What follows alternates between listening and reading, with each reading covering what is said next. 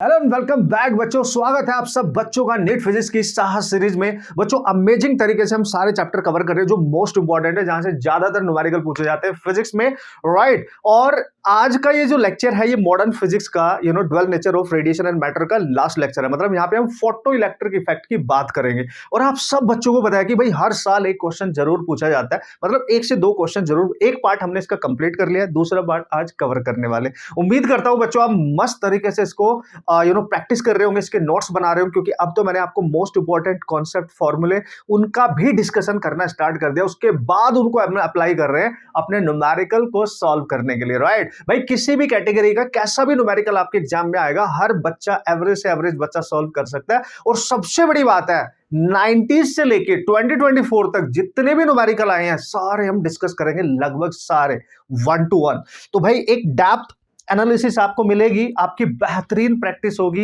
एक कंप्लीट तरीके की कॉन्फिडेंस आपके पास आएगा कि मैं अब किसी भी कैटेगरी के क्वेश्चन कर सकता हूं, क्योंकि आप अपने नीट वालों का दिमाग पढ़ के जा रहे हो, हर एक क्वेश्चन आप सॉल्व करके जा रहे हो।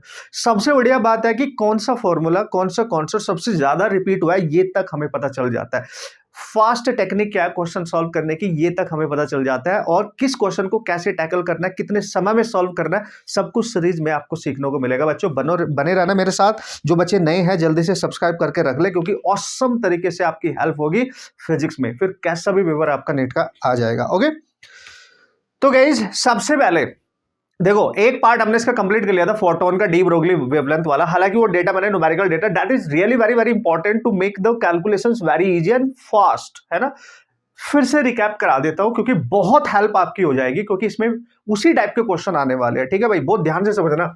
तो देखो यहाँ पे important formula regarding to this topic वो सारे रिवाइज कराऊंगा सबसे पहले। उसके बाद जो सबसे इंपॉर्टेंट चीज है कि न्यूमेरिकली एक डेटा आपको याद रखना है, जिसको न्यूमेरिकल जब हम सॉल्व करते हैं तो हमारी कैलकुलेशन बहुत लेंथी हो जाती है, तो उनको इजी कैसे करना है ना, वो वाली चीज फिर से एक बार बता देता हूं। ठीक है बच्चों, सबसे पहले बच्चों कहीं भी अगर आपको ये रेशियो मिलता है H/E, Planck's constant to the charge, इसकी वैल्यू अलग अलग पुट मत करना, ये डायरेक्ट याद रखना 4.14 10⁻⁻15। जो बच्चे पहले से ही कनेक्टेड है वो एकदम से उनको याद होगी और तुरंत लिख देंगे, लेकिन जो नए हैं उनके लिए जल्दी से मैं एक बार रिवीजन दे देता हूं। ठीक है भाई, मजा आ जाएगा जब आप न्यूमेरिकल करोगे। So this is your first relation, you have to remember, ये न्यूमेरिकल डेटा आपने याद रखना है। दूसरा, अगर H और C का प्रोडक्ट आपको कहीं भी मिलेगा ना, चांदी मेरे, H और C ध्यान से समझना, यानी प्लैंक्स कांस्टेंट और स्पीड ऑफ लाइट का मल्टीप्लिकेशन अलग अलग वैल्यू पुट करके मल्टीप्लाई करके क्यों कर रहे हो भाई, आपका टाइम वेस्ट हो जाएगा, उसको बचाना है, फास्ट कैलकुलेशन। H इंटू सी की वैल्यू हमेशा 198 इंटू 10⁻⁻27 याद रखना। और इससे भी बेस्ट मैं आपको बताऊं, इसको अप्रोक्सीमेट मान लेना 200 इंटू 10⁻, जो भी आपको लगे, है ना। आपका जो आंसर आएगा सॉल्व करने के बाद मैं करके दिखाऊंगा apply, you don't worry guys, ठीक है। वो बिल्कुल अप्रोक्सीमेटली सेम ही आएगा, आपको पता चल जाएगा, लेकिन कैलकुलेशन आपकी ऑसम इजी हो जाएगी। ठीक है भाई, दूसरी इससे भी खतरनाक टर्म HB है, CB है और सर EB है, ये तो और खतरनाक, और ये सबसे ज्यादा रिपीट होता है आपके क्वेश्चंस में, आपके न्यूमेरिकल्स में, जब भी आप इस चैप्टर से क्वेश्चंस करेंगे मॉडर्न फिजिक्स से, राइट। HB है, CB, भाई अलग अलग वैल्यूज की भी पुट नहीं करेंगे, डायरेक्ट याद रखेंगे। सर क्या 12420 इंटू 10⁻⁻10, ये याद रख लेना। कभी कभी इसको 12420 भी लिख लेते हैं, राइट, लेकिन ये एक्चुअल वैल्यू है इसकी, आप आराम से याद रख सकते हो 12420 10⁻⁻10, ये जरूर याद रखना। मतलब इस पूरे टर्म की वैल्यू ये है न्यूमेरिकली अगर देखा जाए। And this is amazing thing, जो आपको बच्चों यहां पे पता होना चाहिए। ये न्यूमेरिकल डेटा हर बच्चे को याद रहेगा तो उसकी कैलकुलेशन बहुत आसान होगी, आपको बिल्कुल डर नहीं लगेगा। फिर डिफिकल्ट क्वेश्चन आ जाए, आसान क्वेश्चन आ जाए, भाई क्या फर्क पड़ता है, धुरंधर खिलाड़ी हो, राइट। अब देखो, अब आपने शिकायत नहीं करनी है कि सर हमारी कैलकुलेशन इतनी स्ट्रांग नहीं है। भाई ये डेटा याद रखेंगे, आपकी कैलकुलेशन इतनी आसान कर दूंगा ना कि आप सोच भी नहीं सकते, राइट। अब बच्चों चूंकि हम बात कर रहे हैं यहाँ पे, आज की जो डिस्कशन है हमारी वो है PEE, ओ यानी फोटो इलेक्ट्रिक इफेक्ट। और फोटो इलेक्ट्रिक इफेक्ट भी आपका ड्वेल नेचर में ही आता है, ठीक है। कूल। तो यहां पे फोटो इलेक्ट्रिक इफेक्ट को देखने के लिए सबसे पहले आपको ये समझना पड़ेगा, जो फोटो इलेक्ट्रिक इमिशन होती है उसकी नेसेसरी कंडीशन क्या होनी चाहिए। बच्चों एक चीज आप ध्यान रखेंगे, जो भी फोटो सेंसिटिव मेटल सरफेस आप लोगे, let's see this is the metal surface, और आपको पता है मेटल सरफेस है तो भाई इसके अंदर इलेक्ट्रॉन्स होते हैं, आप सबको पता है। इसके टेक्निकल जो टर्म्स है जल्दी से उनको रिवाइज करा देता हूं, मोस्ट इंपॉर्टेंट रिलेशन आप सबको पता भी है, लेकिन अप्लाई कैसे करना है वो रिवाइज करने के साथ साथ मैं आपको बता दूंगा। उसके बाद न्यूमेरिकल में जाएंगे सीधे। एक भी न्यूमेरिकल हमारा नहीं छूटेगा, नहीं गलत होगा, किसी भी खतरनाक कैटेगरी का आ जाएगा, है ना। टेक्निक बताऊंगा, टेंशन मत लो। देखो भाई, अगर ये आपका कोई मेटल सरफेस है, यहां से हमारी स्टार्ट हो चुका है बॉस, ये ध्यान रखने का धरती के चांद सितारों। अगर ये मेटल सरफेस है, इसके पास तो भाई इलेक्ट्रॉन्स है। ओके, सो हमें फोटो इलेक्ट्रिक इफेक्ट को रिप्रेजेंट करना है। तो देखो भाई, फोटो इलेक्ट्रिक इफेक्ट के कब डिफाइन किया जाएगा, जब आप यहाँ पे फोटोन की लाइट इंसिडेंट करोगे, यानी यहाँ पे कुछ लाइट आपको स्ट्राइक करानी पड़ेगी, इंसिडेंट करानी पड़ेगी।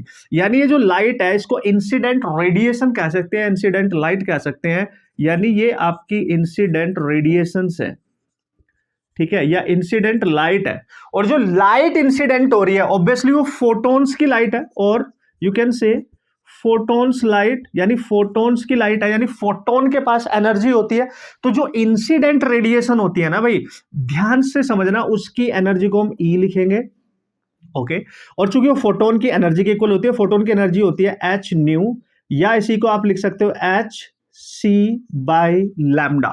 कुल जूल में लिख रहा हूं मैं अभी। इलेक्ट्रॉन से जो चार्ज है, इलेक्ट्रॉन को उससे डिवाइड नहीं किया, इलेक्ट्रॉन वोल्ट नहीं बनाया, जूल वाला केस बनेगा, यानी E equal to H nu या H C by lambda. That is you have to remember. और बच्चों, यहां पे जो इंसिडेंट रेडिएशन है, हमेशा याद रखना है, इंसिडेंट रेडिएशन की फ्रीक्वेंसी को हम न्यू से रिप्रेजेंट करेंगे और उसकी वेवलेंथ को हम लैम्डा से रिप्रेजेंट करेंगे। These are the terms used for the incident radiation, जो स्ट्राइक करेंगे। आपके हाथ में एक टॉर्च है, आप स्ट्राइक कर रहे हो उससे, उसको ऑन करके कहीं ना कहीं एनर्जी स्ट्राइक हो रही है, तो जो एनर्जी जा रही है वो इंसिडेंट रेडिएशन होगी, राइट। अब देखो भाई, इस एनर्जी को एब्जॉर्ब करके, इसका यूज करके जो इलेक्ट्रॉन्स है वो मेटल सरफेस से बाहर आएंगे कि नहीं, यानी इलेक्ट्रॉन मेटल सरफेस से बाहर निकलने की कोशिश करेंगे। और अगर वो बाहर निकलने की कोशिश करेंगे तो फिर वहां पे दो टर्म अगेन मोस्ट इंपॉर्टेंट आ जाते हैं। क्या वो मेटल सरफेस से जस्ट बाहर निकल पा रहे हैं, तो उसको वर्क फंक्शन कहते हैं। और अगर वो उस एनर्जी को इतनी सफिशिएंट है कि वो यहां से काइनेटिक एनर्जी गेन करके भागने लगते हैं, यानी वहां से कहीं और जाने लगते हैं, तो भाई उनके पास काइनेटिक एनर्जी आएगी, कुछ ना कुछ काइनेटिक एनर्जी वहां पे आ जाएगी। तो फिर देख सकते हो आप, आने वाली इंसिडेंट एनर्जी ई दो काम करने में यूटिलाइज हो जाती है। एक तो हो गई यहाँ पे, तो मेटल सरफेस से इलेक्ट्रॉन्स को इजेक्ट करने में और उनको काइनेटिक एनर्जी प्रोवाइड कराने में। और मेटल सरफेस से इलेक्ट्रॉन को इजेक्ट करने में जो मिनिमम एनर्जी की रिक्वायरमेंट होती है, मिनिमम, उसको वर्क फंक्शन कहते हैं। ये आपने बहुत ध्यान से पढ़ा होगा, मैं बस रिवाइज करा रहा हूं आपको, ठीक है। तो भाई यहाँ पे दो टर्म यूज हो रहे हैं कि इलेक्ट्रॉन को बाहर निकालना है तो वर्क फंक्शन फाई नॉट, और अगर उन्होंने वेलोसिटी गेन कर ली है मैक्सिमम, तो उसको काइनेटिक एनर्जी में कन्वर्ट कर लेंगे। तो conservation of energy, Einstein relation आप सबको पता है, ये क्लियर है। यहां तक टेंशन मतलब इसका यूज कैसे होगा सब कुछ मैं बताऊंगा, पहले ये देख लो आप, ठीक है सर। अब बच्चों, ये कब पॉसिबल हो पाएगा कि कोई भी इलेक्ट्रॉन, राइट, कोई भी इलेक्ट्रॉन यहां से एक एनर्जी गेन कर पाए, काइनेटिक एनर्जी। ये तभी होगा जब उस पे स्ट्राइक करने वाली energy E is greater than work function से ज्यादा होगी। क्योंकि बच्चों, वर्क फंक्शन तो एक मिनिमम रिक्वायर्ड एनर्जी होती है, मिनिमम रिक्वायर्ड एनर्जी, ठीक है, आप समझ रहा। टू इजेक्ट इलेक्ट्रॉन्स फ्रॉम कहां से, मेटल सरफेस, जो भी फोटो सेंसिटिव मेटल सरफेस है उससे फोटोन्स, इलेक्ट्रॉन्स को निकालने के लिए जो मिनिमम रिक्वायर्ड एनर्जी है, मतलब एट दिस एनर्जी उनके पास काइनेटिक एनर्जी नहीं होगी। आप समझो बात को, ठीक है। तो ये जो वर्क फंक्शन होता है ना भाई आपके पास, ये ध्यान रखना आपने, वर्क फंक्शन किस पे डिपेंड कर रहा है, ये थ्रेशोल्ड फ्रीक्वेंसी पे डिपेंड करेगा, क्योंकि मिनिमम रिक्वायर्ड एनर्जी है जस्ट। तो इसको हम लिख देते हैं एच न्यू नॉट, या इसी को हम लिख देते हैं बच्चों H C by lambda naught. आप ध्यान से समझो, nu naught is what, that is the threshold frequency, जहां पर अगर इस फ्रीक्वेंसी पे लाइट स्ट्राइक करेगी तो उसको काइनेटिक एनर्जी नहीं मिल पाएगी, इलेक्ट्रॉन को वहां से भाग नहीं पाएगा। अंडरस्टूड। तो ये ध्यान रखना है। तो that is threshold and that is also threshold wavelength and this is you have to remember guys. Okay. लेकिन अगर आपने स्ट्राइक करने वाली एनर्जी को इससे ज्यादा कर दिया तो ये जो ज्यादा एक्स्ट्रा एनर्जी है वो उसको काइनेटिक एनर्जी भी प्रोवाइड करेगी, यानी वहां से हम मानेंगे कि यहाँ पे फोटो इलेक्ट्रिक इमिशन हो पा रहा होगा, यानी this is the necessary condition of photo electric emission. कब होगा, जब इलेक्ट्रॉन्स को काइनेटिक एनर्जी मिलेगी और वो उस सरफेस से किसी दूसरे सरफेस की तरफ भागना स्टार्ट कर देंगे। यार या तो ऐसे लिख दो, या आपको पता है ये जो एनर्जी होती है ये एच न्यू होती है, राइट, इसको हम ऐसे लिख देंगे, and greater than work function H nu naught, ये आप कैंसिल कर दो। देखो इंसिडेंट फ्रीक्वेंसी जो होगी रेडिएशन की वो ग्रेटर होनी चाहिए थ्रेशोल्ड फ्रीक्वेंसी से, तभी फोटो इलेक्ट्रिक इफेक्ट होगा। या तो आप ऐसे बोल सकते हो, फोटो इलेक्ट्रिक इफेक्ट की कंडीशन भी पता होनी चाहिए ना। या भाई अगर आप किसी बच्चे ने लिख दिया एस सी बाई लैम्डा, तो भाई यहाँ इसका इनवर्स हो जाएगा ऑब्वियसली, तो यार लैम्डा नॉट या और करके लिख सकते हो, lambda naught must be greater than, है ना, ध्यान से समझना लैम्डा। या तो आप बोलेंगे इंसिडेंट रेडिएशन की फ्रीक्वेंसी थ्रेशोल्ड से ज्यादा होनी चाहिए, या आप बोलेंगे कि उसकी जो वेवलेंथ है थ्रेशोल्ड वो इंसिडेंट से ज्यादा होनी चाहिए, क्योंकि ये इसके इनवर्सली प्रोपोर्शनल फ्रीक्वेंसी और wavelength. Understood? Yes. So this is the necessary condition फिलहाल गाइस, ठीक है। Hope so you guys understood this. अब इसमें मोस्ट इंपॉर्टेंट, ये तो मैंने बेसिक कंसेप्ट आपको बता दिया, most important relations to solve the numericals you have to remember, वो क्या है, उनका एप्लीकेशन कैसे करना है, क्वेश्चन कैसे आएगा, हमें कैसे पता चलेगा कि हम इस तरीके से एक कॉन्सेप्ट अप्लाई करेंगे, फॉर्मूला अप्लाई करेंगे, और हमारे से गलती भी ना हो कैलकुलेशन करते समय, हमें कैसे पता चलेगा, अभी बता रहा हूं। ओके रुको जरा, रुको बॉस। लेकिन ये चीज क्लियर हुई कि ये क्या चल रहा है, जो आपने बहुत ध्यान से पूरे साल भर पढ़ा है वो मैंने यहाँ पे आपको रिवाइज करा दिया। बस ये अभी ये जो भी मैंने डेटा लिखा है बच्चों आपके सामने है, ये कंडीशन बस आपने फिलहाल के लिए याद रखनी है। अब चलता हूं उसके मोस्ट इंपॉर्टेंट यूज होने वाले फॉर्मूले, उनका एप्लीकेशन कैसे करना है और उनके थ्रू हम न्यूमेरिकल कैसे सॉल्व कर सकते हैं। अंडरस्टूड? चलो भाई बच्चों जल्दी से बता देता हूं, अब आपने यूज कैसे करना है ये सारे के सारे एक्सप्रेशन जो मैंने टर्म्स मैंने यूज करे। तो भाई पहला टर्म यहाँ पे यूज हो रहा है वर्क फंक्शन, ठीक है। तो भाई वर्क फंक्शन आपको बताइए, जो इंसिडेंट एनर्जी है उसमें से जो मिनिमम रिक्वायर्ड एनर्जी है जिससे इलेक्ट्रॉन्स जस्ट मेटल सरफेसेस बाहर निकल पाएंगे, उनके पास काइनेटिक एनर्जी नहीं आएंगे, वो भाग नहीं पाएंगे, ठीक है। कूल। तो इसको हम फाई नोट से डिनोट करेंगे। तो फाई नोट को बच्चों हम लिखते हैं एच न्यू नॉट या H C by lambda naught, बस इतना रखना। और एक चीज बस यहाँ पे ध्यान रखनी है, न्यूमेरिकल कैसे आएगा सर, ये नॉर्मली इलेक्ट्रॉन वोल्ट में होता है, लेकिन अगर ऐसे लिखा है तो फिलहाल ये जूल में है। तो the unit of the work function is joule, right. देखो यहाँ पे H nu not and this and that, ये सब कुछ है आपके पास, ठीक है, ये जूल में आएगा आंसर। लेकिन अगर आप इसको वर्क फंक्शन को बच्चों इलेक्ट्रॉन वोल्ट में निकालोगे, क्योंकि नॉर्मली इलेक्ट्रॉन वोल्ट में मेजर किया जाएगा और आपसे पूछेगा भी वो नॉर्मली इलेक्ट्रॉन वोल्ट में, तो यूनिट हमने चेंज कर दिया, राइट। तो उसको कैसे निकालेंगे सर, भाई इलेक्ट्रॉन वोल्ट बनाने के लिए ई से डिवाइड करना पड़ेगा, H by E nu naught, और यहाँ पे क्या लिखोगे H C by E into lambda naught. अब जैसे ही किसी बच्चे ने ई से डिवाइड किया, है ना, वेवलेंथ गिवन होगी तो वेवलेंथ के वाला फॉर्मूला यूज करेंगे, फ्रीक्वेंसी गिवन होगी थ्रेशोल्ड तो उसका फॉर्मूला यूज करेंगे। तो अब ये रिलेशन बन गया आपका कि you just find the work function in electron volt. लेकिन ध्यान से समझो, जब आप सॉल्व करोगे ना भाई, आपको ये वाली फ्रीक्वेंसी गिवन होगी, ये वेवलेंथ आपको थ्रेशोल्ड गिवन होगी, लेकिन एच और ई की वैल्यू पुट करके सॉल्व करना पड़ेगा। फॉर्मूला छोटा सा लेकिन खोटा है ड्यू टू कैलकुलेशंस। अब ये कैलकुलेशन मैंने रिड्यूस करनी है बच्चों, जैसे इसका न्यूमेरिकल आएगा, हालांकि फ्रीक्वेंसी गिवन होगी, ये भी गिवन होगी, लेकिन भाई तेल निकल जाएगा क्वेश्चन को सॉल्व करने में। एच सी मल्टीप्लाई फिर ई से डिवाइड करने इतने खतरनाक नंबर हो जाते हैं, इसलिए मैंने आपको बता दिया याद रखना है। तो मैंने क्या बताया, 4.14 10⁻⁻15 हो गया याद, और जस्ट मल्टीप्लाइड गिवन दिस। ये ऑलरेडी अब पूरा डेटा याद है, इसको याद रखो, जो फ्रीक्वेंसी गिवन होगी मल्टीप्लाई करो, आंसर आ जाएगा। आंसर आ जाएगा फास्ट और इजी कैलकुलेशन के साथ। कूल। अच्छा सर अगर यहां लिखना पड़े तो देखिए यार, ये भी बता दिया मैंने, ये तीनों की वैल्यू बता रखी है, 12420 इंटू 10⁻10। कूल। डिवाइड में बचेगा लैम्डा नोट, बस लैम्डा नोट की वैल्यू पुट करना। और याद रखना बॉस, अगर lambda naught if given in nanometre और एंगस्ट्रॉम, तो मान लिया नैनोमीटर में दे रखा है तो वो ओपन करके मीटर में कन्वर्ट करके करना है। वैसे तो यहाँ -10 लिखा है, वो कैंसिल वैंसिल हो जाएगा अगर आप एंगस्ट्रॉम में बनाना चाहोगे। तो ये एंगस्ट्रॉम हो चाहे नैनोमीटर, यूनिट कोई भी हो, मीटर में कन्वर्ट करना है। नैनोमीटर आपको पता है आप कैसे लिखेंगे, नैनोमीटर को 10⁻⁹ वो लिखना है, एंगस्ट्रॉम को कैसे लिखेंगे -10 वो लिखना है। जो भी यहाँ पे आएगा माइनस में, इस माइनस से वो कैंसिल होके आसान हो जाएगा भाई, आसान। देख लो, यू जस्ट इमेजिन गाइस, बहुत आसान कैलकुलेशन हो गया आपके पास, ठीक है।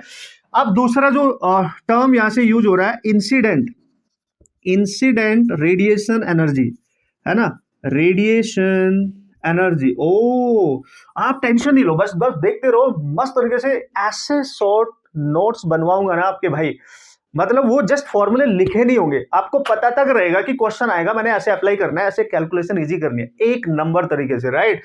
अब भाई जो इंसिडेंट रेडिएशन एनर्जी है तो फॉर्मूला वही, लेकिन एच न्यू या एच सी बाई लैम्डा, ये और ये डिफरेंट फ्रॉम द थ्रेशोल्ड, क्योंकि वही डिसाइड करेगा कि वहां फोटो इलेक्ट्रिक इफेक्ट होगा या नहीं होगा, राइट। अब ये जूल में आएगा। आप सबको पता है दिस इज इन जूल। लेकिन अगर इंसिडेंट एनर्जी को भी हम इलेक्ट्रॉन वोल्ट में निकालेंगे तो h बाई ई, ये न्यू, और ये भी ऐसे ही H C by E into lambda, ये भी आपका आ जाएगा। और इसकी भी वैल्यू ऐसे ही पुट कर देंगे और इसकी भी वैल्यू ऐसे ही पुट कर देंगे, आप देख लो ये, ठीक है। बस यहां ये रखना, ये इंसिडेंट रेडिएशन की फ्रीक्वेंसी है, इंसिडेंट रेडिएशन की वेवलेंथ है, ये याद रखना है क्वेश्चन पढ़ते समय। कूल है सर, सुपर कूल है, नो प्रॉब्लम, कर डालेंगे, उड़ा डालेंगे। ये दो टर्म एज इट इज, एक समझ लो दूसरा अपने आप हो जाएगा। बस ये याद रखना कि ये वर्क फंक्शन से रिलेटेड है, ये इंसिडेंट एनर्जी से। चलो भाई, दो टर्म हो गए ना आपके। अब देखो भाई, थर्ड वाला देख लो, very very important. Photo electric effect equation में, इक्वेशन जो होती है भाई, यानी आइंस्टाइन इक्वेशन क्या होती है भाई चांदी मेरे। तो देख भाई, यहां पे जो भी एनर्जी स्ट्राइक कर रही थी, रेडिएशन जो एनर्जी थी स्ट्राइक कर रही, चलो मैं बता देता हूं जल्दी से। तो ये जो एनर्जी स्ट्राइक कर रही है, जैसे इलेक्ट्रॉन्स है इसके अंदर, यहाँ पे आप एनर्जी स्ट्राइक करा रहे हो और यहाँ से ई, तो यहाँ पे इलेक्ट्रॉन बाहर निकलने के लिए work function, minimum required energy, और फिर इनको काइनेटिक एनर्जी प्रोवाइड हो जाएगी, तो मैक्सिमम पॉसिबल जो भी होगी, ठीक है। तो ई दो पार्ट करने में कन्वर्ट हो रही है, एक हो रही है फाइव नॉट करने में और एक हो रही है उसको काइनेटिक एनर्जी प्रोवाइड कराने में। सो this is the energy conservation relation, यानी जो एनर्जी इंसिडेंट हो रही है वो वर्क फंक्शन भी कर रहा है उसका कुछ पार्ट, और कुछ पार्ट यूटिलाइज हो रहा है to provide them kinetic energy, maximum possible kinetic energy. You understood that? Yes yes yes yes, याद रखना है भाई। तो सर इसको हम क्या लिखेंगे, इसको अगर फ्रीक्वेंसी दे रखी है तो एच न्यू लिख लेंगे, वर्क फंक्शन तो आपको पता ही है, फाइव नॉट कभी कभी डायरेक्ट गिवन होता है, इसको आप हाफ एम वी स्क्वायर लिख सकते हो, मैक्स है तो लिख सकते हैं। अच्छा सर और कैसे लिख सकते हैं इसको बच्चों, आप एच न्यू, अगर ये नहीं दे रखा है तो H nu not threshold frequency given होगी, इसको वेलोसिटी वगैरह निकालनी होगी तो वी मैक्स का स्क्वायर आप लिख सकते हो भाई। अगर ये भी नहीं दे रखा है तो आपको पता है इसकी जगह हम लिख सकते हैं एच सी बाई लैम्डा, अगर जूल में लिखना है, ये सब मैं जूल में लिख रहा हूँ, देख लो ई से डिवाइड नहीं करा है मैंने, तो यहाँ H C by lambda naught लिख सकते हो, यहाँ पे हाफ एम वी मैक्स का स्क्वायर, या कहीं के मैक्स भी लिख सकते हो, वो डिपेंड करेगा क्या पूछ रहा है, काइनेटिक एनर्जी या वेलोसिटी, वो डिपेंड करेगा। तो मैं जस्ट बता रहा हूं आपको, राइट। अच्छा सर, अगर सर ये सारे टर्म इलेक्ट्रॉन वोल्ट में हुए तो बच्चों आप समझो, पहले ये स्टैंडर्ड जूल में ही है, तो आपको इसको क्या करना पड़ेगा। तो देखो यहां पे सपोज करो आपने वैल्यू फाइंड आउट करनी है, इसकी इलेक्ट्रॉन वोल्ट में वैल्यू दे रखी है, तो अगर इसके इलेक्ट्रॉन वोल्ट में वैल्यू देते हो, सारी वैल्यू इलेक्ट्रॉन वोल्ट में ही लेनी पड़ेगी, है ना। ई भी इलेक्ट्रॉन वोल्ट में, यानी हम क्या लिखेंगे, H nu by E, H nu not by E plus ये जो के मैक्स होगा इसको भी लिखना पड़ेगा भाई आपको, यानी के मैक्स बाई ई, इसको भी लिखना पड़ेगा, ई से ही डिवाइड करना पड़ेगा सबको। तो जब ये ई से डिवाइड किया आपने, ये सारी वैल्यू इलेक्ट्रॉन वोल्ट में आएगी, यानी यूनिट का खास ख्याल रखना है। अगर सब इलेक्ट्रॉन वोल्ट में है तो, और कोई एक जूल में है तो उसको भी इलेक्ट्रॉन वोल्ट में बदलना पड़ेगा डिवाइड करके ई से, राइट। ये जरूर याद रखना बच्चों, यूनिट को बैलेंस आपको करना पड़ेगा। वैसे तो मैं एप्लीकेशन करके बताऊंगा, सो डोंट वरी, ठीक है। अब यहां पे एक मोस्ट इंपॉर्टेंट टर्म आपने पढ़ा होगा बच्चों, stopping potential, stopping potential, hope so you understood. Stopping potential वो मिनिमम रिक्वायर्ड पोटेंशियल होता है जो हम अप्लाई करते हैं इस पूरे सिस्टम पे। आप एक्सपेरिमेंट अगर आपने देखा है, दो प्लेट लेते थे आप, एक प्लेट सपोज करो यहाँ पे ले लो, इमिटर सरफेस होता था मेटल सरफेस, और एक कलेक्टर होता है। मतलब अगर प्लेट, ये इमिटर है, अगर इस प्लेट पे, ये प्लेट 1 है, ये प्लेट 2, इस पे आप लाइट इंसिडेंट करा रहे हैं, तो इससे इलेक्ट्रॉन बाहर निकलेंगे, और बाहर निकल के जब वो जाएंगे, ये लाइट इंसिडेंट हो रही है, जो भी उधर को भागेंगे बच्चों, तो वो यहां तक पहुंचना चाहते हैं। ये कलेक्टर प्लेट है आपकी, this is your collector plate, यहां तक जाना चाहते हैं, तो सर्किट कंप्लीट होगा। कोई भी इलेक्ट्रॉन अगर यहां तक पहुंच गया तो सर्किट कंप्लीट होगा, मतलब यहां से जाने वाले इलेक्ट्रॉन अगर यहां तक पहुंच गया तो सर्किट में करंट फ्लो करना स्टार्ट करेगी। So there is a flow of electrons from this plate to this plate, क्योंकि एनर्जी इस प्लेट पे स्ट्राइक कर रही है, आप देख लो, ठीक है। तो इलेक्ट्रॉन यहां से यहां जाएंगे तो इसमें एक करंट बनेगी। देखो ये जो इलेक्ट्रॉन निकले हैं ना, फोटोन की एनर्जी को लेकर निकले हैं, तो इनको फोटो इलेक्ट्रॉन्स कहते हैं, और इनकी वजह से जो करंट बनेगी वो फोटो करंट बन जाएगी, photo electric current you can say, right. तो यार ये सारा खेल यहां पे होने वाला है। एंड व्हाई दिस पोटेंशियल, अगर मैं इसको बाहर से पोटेंशियल दे दूं, बाहर से पोटेंशियल, स्टॉपिंग पोटेंशियल को वी लिखूंगा मैं, वी स्टॉपिंग, ऐसा पोटेंशियल जो ये इलेक्ट्रॉन्स यहां से यहां जा रहे हैं उनके फ्लो को स्टॉप कर सके, मिनिमम रिक्वायर्ड पोटेंशियल जो उनके फ्लो को स्टॉप कर सके, उसको स्टॉपिंग पोटेंशियल कहते हैं। अब चूंकि ये स्टॉपिंग पोटेंशियल है, ये इनके फ्लो को रोकने की कोशिश कर रहा है, तो भाई इसको पता है कैसे ऑब्जर्व किया गया है ना। तो देखो अब अगर यहां पे मैं ध्यान से देखूं भाई, यहां पे कि ये इलेक्ट्रॉन यहां से भाग के जा रहे हैं और ये यहां तक जाना चाहते हैं, तो जो फास्टेस्ट मूविंग इलेक्ट्रॉन होगा, फास्टेस्ट, उसकी जो मैक्सिमम काइनेटिक एनर्जी होगी, क्योंकि पोटेंशियल आपने रिवर्स डायरेक्शन में अप्लाई किया इनको रोकने के लिए, तो वो इसके इक्वल होना चाहिए। यानी एक रिजल्ट जो हर बच्चे को याद रखना है, मैं आपको बता दूं यहां पे, कहां पे, यहां, बस ये लास्ट है, इतना ही याद रखना है आपने। देख लो भाई यहां पे, चलो यही बता रहा हूं, ठीक है, इसको देख लो आप, यहां पे देख लो कि इस इलेक्ट्रॉन की जो मैक्सिमम पॉसिबल काइनेटिक एनर्जी होगी, it must be in electron volt, electron volt में ये अप्लाइड स्टॉपिंग पोटेंशियल के इक्वल होती है। बच्चों याद रखना, very important result, this is very important. रोकने वाला पोटेंशियल, जो इलेक्ट्रॉन्स यहां से यहां जाना चाहते हैं उनको रोकने वाला, लेकिन जो मैक्सिमम एनर्जी वाला इलेक्ट्रॉन होगा, फास्टेस्ट, सबसे तेज जा रहा होगा, है ना, उसको रोकने के लिए आपको ये पोटेंशियल अप्लाई कर रहे हो और उसकी काइनेटिक एनर्जी इसके इक्वल होनी चाहिए उस कंडीशन पर। तो ये जो मैक्सिमम काइनेटिक एनर्जी है, ये अगर इलेक्ट्रॉन वोल्ट में है तो ये स्टॉपिंग पोटेंशियल के इक्वल होती है। समझ गए? Yes sir, right. So this is very very important guys, ये रिलेशन आपको याद रखने का, एंड दिस इज इंपॉर्टेंट, ये रिलेशन याद रखना। बाकी सब कुछ आपके सामने है, कुछ भी आपको करने की जरूरत नहीं पड़ेगी। इतने से रिलेशन है जो आपको याद रखने हैं। इससे रिलेटेड एक दो ग्राफ है, वो ग्राफ जल्दी से बना के दिखा देता हूं, उसके बाद हम न्यूमेरिकल में इनको अप्लाई करेंगे, सॉल्व करेंगे। इससे ज्यादा रिवीजन आपको कुछ भी करने की जरूरत नहीं पड़ेगी। देखो फॉर्मूले वही है, इक्वेशन वही है, हर बच्चे को पता है। बस मैंने ये बताना था कि इलेक्ट्रॉन वोल्ट और जूल में कैसे कैसे आपने कैलकुलेशन को इजी बनाना है और किस तरीके से आप कैलकुलेशन आसान बना सकते हो, ये सारे टर्म्स मैंने आपको बताने थे। अंडरस्टूड? अब जो ग्राफ है उन ग्राफ को जल्दी से एक्सप्लेन करके न्यूमेरिकल में अप्लाई करते हैं, इन सारे कॉन्सेप्ट को, सारे फॉर्मूले को, और बेहतरीन तरीके से न्यूमेरिकल सॉल्व करते हैं। ओके चलो भाई लोग, इस पे कॉन्सेप्चुअल क्वेश्चन आते रहते हैं यार, ग्राफिकली भी क्वेश्चन वो पूछता रहता है। आपने देखा होगा लास्ट ईयर भी क्वेश्चन ग्राफ से, डी ब्रोगली की ग्राफ से पूछ लिया गया था, तो इससे भी पूछ सकता है क्योंकि इसमें ग्राफ अच्छे खासे एग्जिस्ट करते हैं, आप सबको पता भी है। तो अगर मैं आज सबसे पहले ग्राफ की बच्चों बात करूं, ग्राफ जो भी हम बनाएंगे वो पोटेंशियल, इधर जो भी पोटेंशियल होगा पॉजिटिव में और इधर जो भी पोटेंशियल होगा नेगेटिव, यानी जो स्टॉपिंग पोटेंशियल बनेगा, राइट। और यहाँ पे जो आपकी करंट होगी, यहाँ पे आपकी करंट होगी और यहाँ पे आपका अप्लाइड पोटेंशियल होगा, ठीक है। और यहाँ पे देखो, अगर आपने कोई पोटेंशियल बाहर से अप्लाई नहीं किया तो वोल्टेज यहाँ पे 0 है, तब भी कुछ ना कुछ करंट हमारी होती है, क्योंकि जो हम लाइट इंसिडेंट कर रहे हैं, फोटोन की लाइट है, तो उसको गेन करने के बाद 1 2 3 मतलब कुछ ना कुछ इलेक्ट्रॉन्स तो अपने पूरा सर्किट कंप्लीट करके कुछ ना कुछ करंट बना ही देंगे, ठीक है। तो ग्राफ जो भी स्टार्ट होगा वो 0 से थोड़ा ऊपर से ही स्टार्ट होगा। अब बच्चों को ये बोल रहा है, अगर हम जो देखो यहाँ पे मैं थोड़ा सा फिर से याद दिला दूं, ये अगर मेटल सरफेस है बच्चों, ठीक है, और इसमें इलेक्ट्रॉन्स है, हम कोई भी लाइट यहाँ पे फोटोन के इंसिडेंट कर रहे हैं सर, और फोटोन के पास एनर्जी होती है एच न्यू, बिल्कुल सर, या एच बाई लैम्डा, बिल्कुल सर, और इनको गेन करने के बाद इलेक्ट्रॉन यहाँ से भागेंगे, बिल्कुल भागेंगे सर, है ना। तो वर्क फंक्शन उनको बाहर निकालने के लिए और to provide them kinetic energy, तो एक्स्ट्रा एनर्जी ये इसमें से कन्वर्ट हो जाएगी, ठीक है सर। अब बच्चों बात इज दैट कि आपको ये समझना पड़ेगा, जो यहाँ पे एनर्जी आ रही है उसके पास फ्रीक्वेंसी भी है और उसके पास इंटेंसिटी भी है। इंटेंसिटी को हम कैपिटल आई से डिनोट करेंगे, this is intensity, very very important point, very very important. यानी अगर आपने स्ट्राइक करने वाली लाइट की इंटेंसिटी में बदलाव किया, इंटेंसिटी को चेंज किया, तो करंट चेंज होगी, समझना, करंट चेंज होगी। इलेक्ट्रिक जो फोटो इलेक्ट्रिक करंट वहां फोटोन को एब्जॉर्ब करके इलेक्ट्रॉन्स के एमिट होने से, उनमें मोशन आने से और वो वहां से फ्लो करने से जो बन रही है उसमें चेंज आएगा, ध्यान से समझना। यानी 2 वेरिएबल है आपके पास इस लाइट के बारे में, या तो लाइट की फ्रीक्वेंसी बदलो या आप इंटेंसिटी चेंज करो। अगर वो बोलता है इफ इंटेंसिटी जो है वो आपकी चेंज होगी, ठीक है, क्वेश्चन को ध्यान से पढ़ना है, लेकिन फ्रीक्वेंसी चेंज नहीं होगी, ये कांस्टेंट रहेगी। तो इंटेंसिटी बच्चों डायरेक्टली प्रोपोर्शनल होती है करंट के, कैपिटल आई मैंने इंटेंसिटी के लिए है, स्मॉल आई मैंने करंट के लिए, डायरेक्टली प्रोपोर्शनल। मतलब इसकी जो करंट है 0 से तो स्टार्ट नहीं होगा, वो इंक्रीज करेगा, इंक्रीज करेगी, ऐसे इंक्रीज इंक्रीज, एक समय ऐसा आएगा फिर वो सैचुरेशन मतलब कांस्टेंट हो जाएगी, मतलब उसके बाद उसका फ्लो कांस्टेंट होगा, बट पहले इंक्रीज करेगी, ग्राफ ऐसे जाएगा फिर कांस्टेंट हो जाएगा। फ्रीक्वेंसी कांस्टेंट रखनी है। अब देखो, अगर हम उस पर स्टॉपिंग पोटेंशियल अप्लाई कर रहे हैं, तो ये जो करंट है यहाँ, कुछ ना कुछ करंट है इसके पास, देखो आई नॉट मान लो, कुछ ना कुछ इनिशियल, ये ग्राफ अगर नेगेटिव में पोटेंशियल आप बढ़ा रहे हो, स्टॉपिंग पोटेंशियल को आप अप्लाई कर रहे हो, तो ग्राफ धीरे धीरे धीरे धीरे इस एक्स एक्सिस वाले लाइन को टच कर जाएगा जहां वोल्टेज होगा, जहां पे टच करेगा वहां पे स्टॉपिंग पोटेंशियल होगा, आप सबको पता है।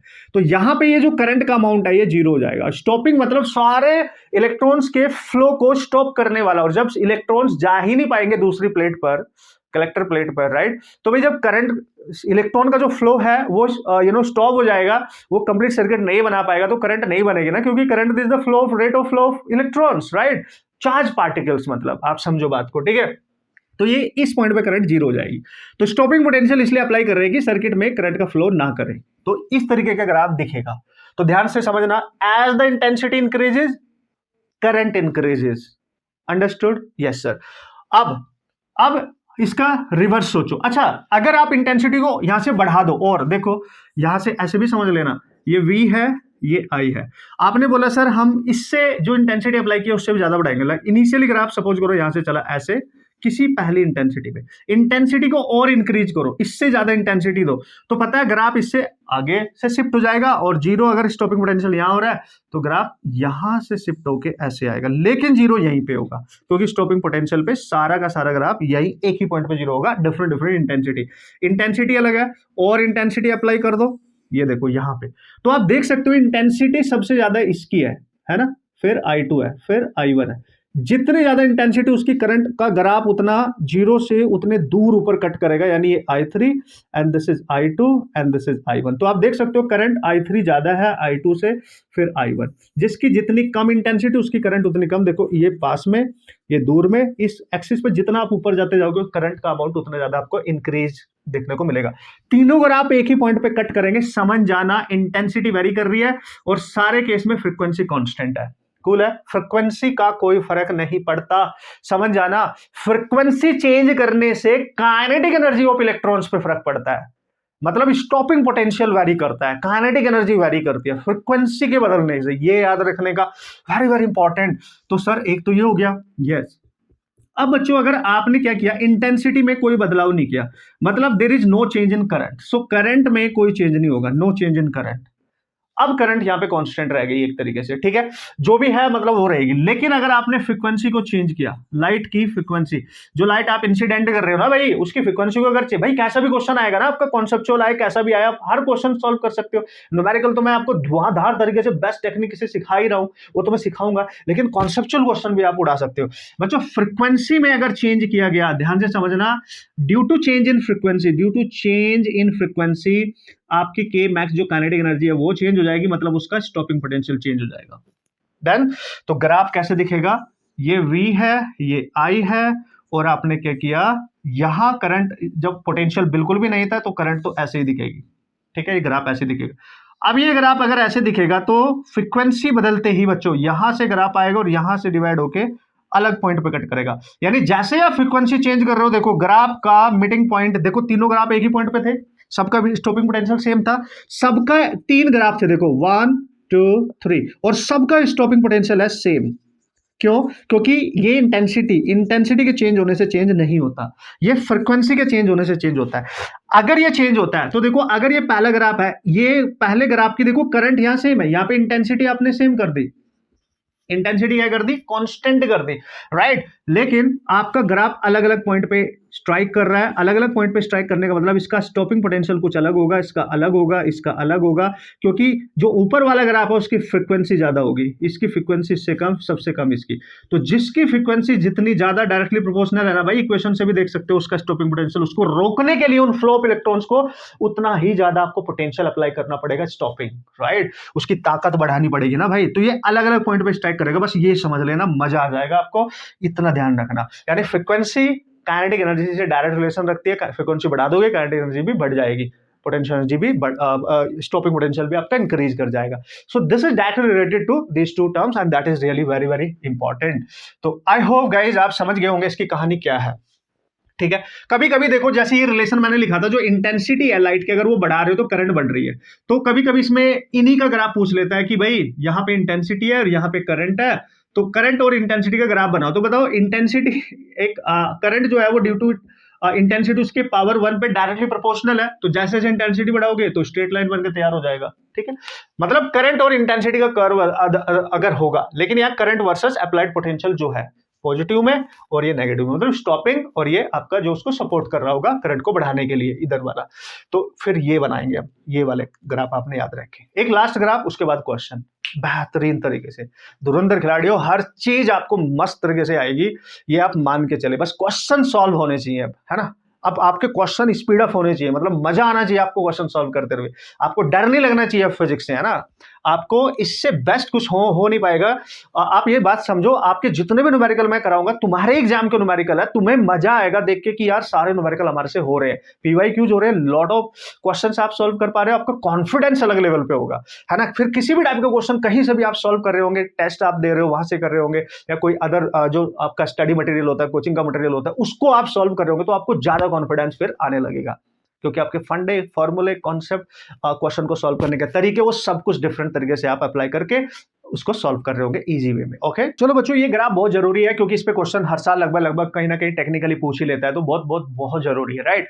देखो भाई, अगर एक थर्ड ग्राफ की मैं बात करूं, and that is the graph, जैसे कि मैंने अभी लिखी थी equation, E equal to 5 naught plus. अब ये इक्वेशन तो बस दिमाग में उठा लो, कोई भी न्यूमेरिकल आएगा, बहुत तुम्हारी किस्मत अच्छी हुई तो बहुत आसान से आ जाएगा। वो लास्ट ईयर 2023 में आ चुका है, लास्ट ईयर राइट।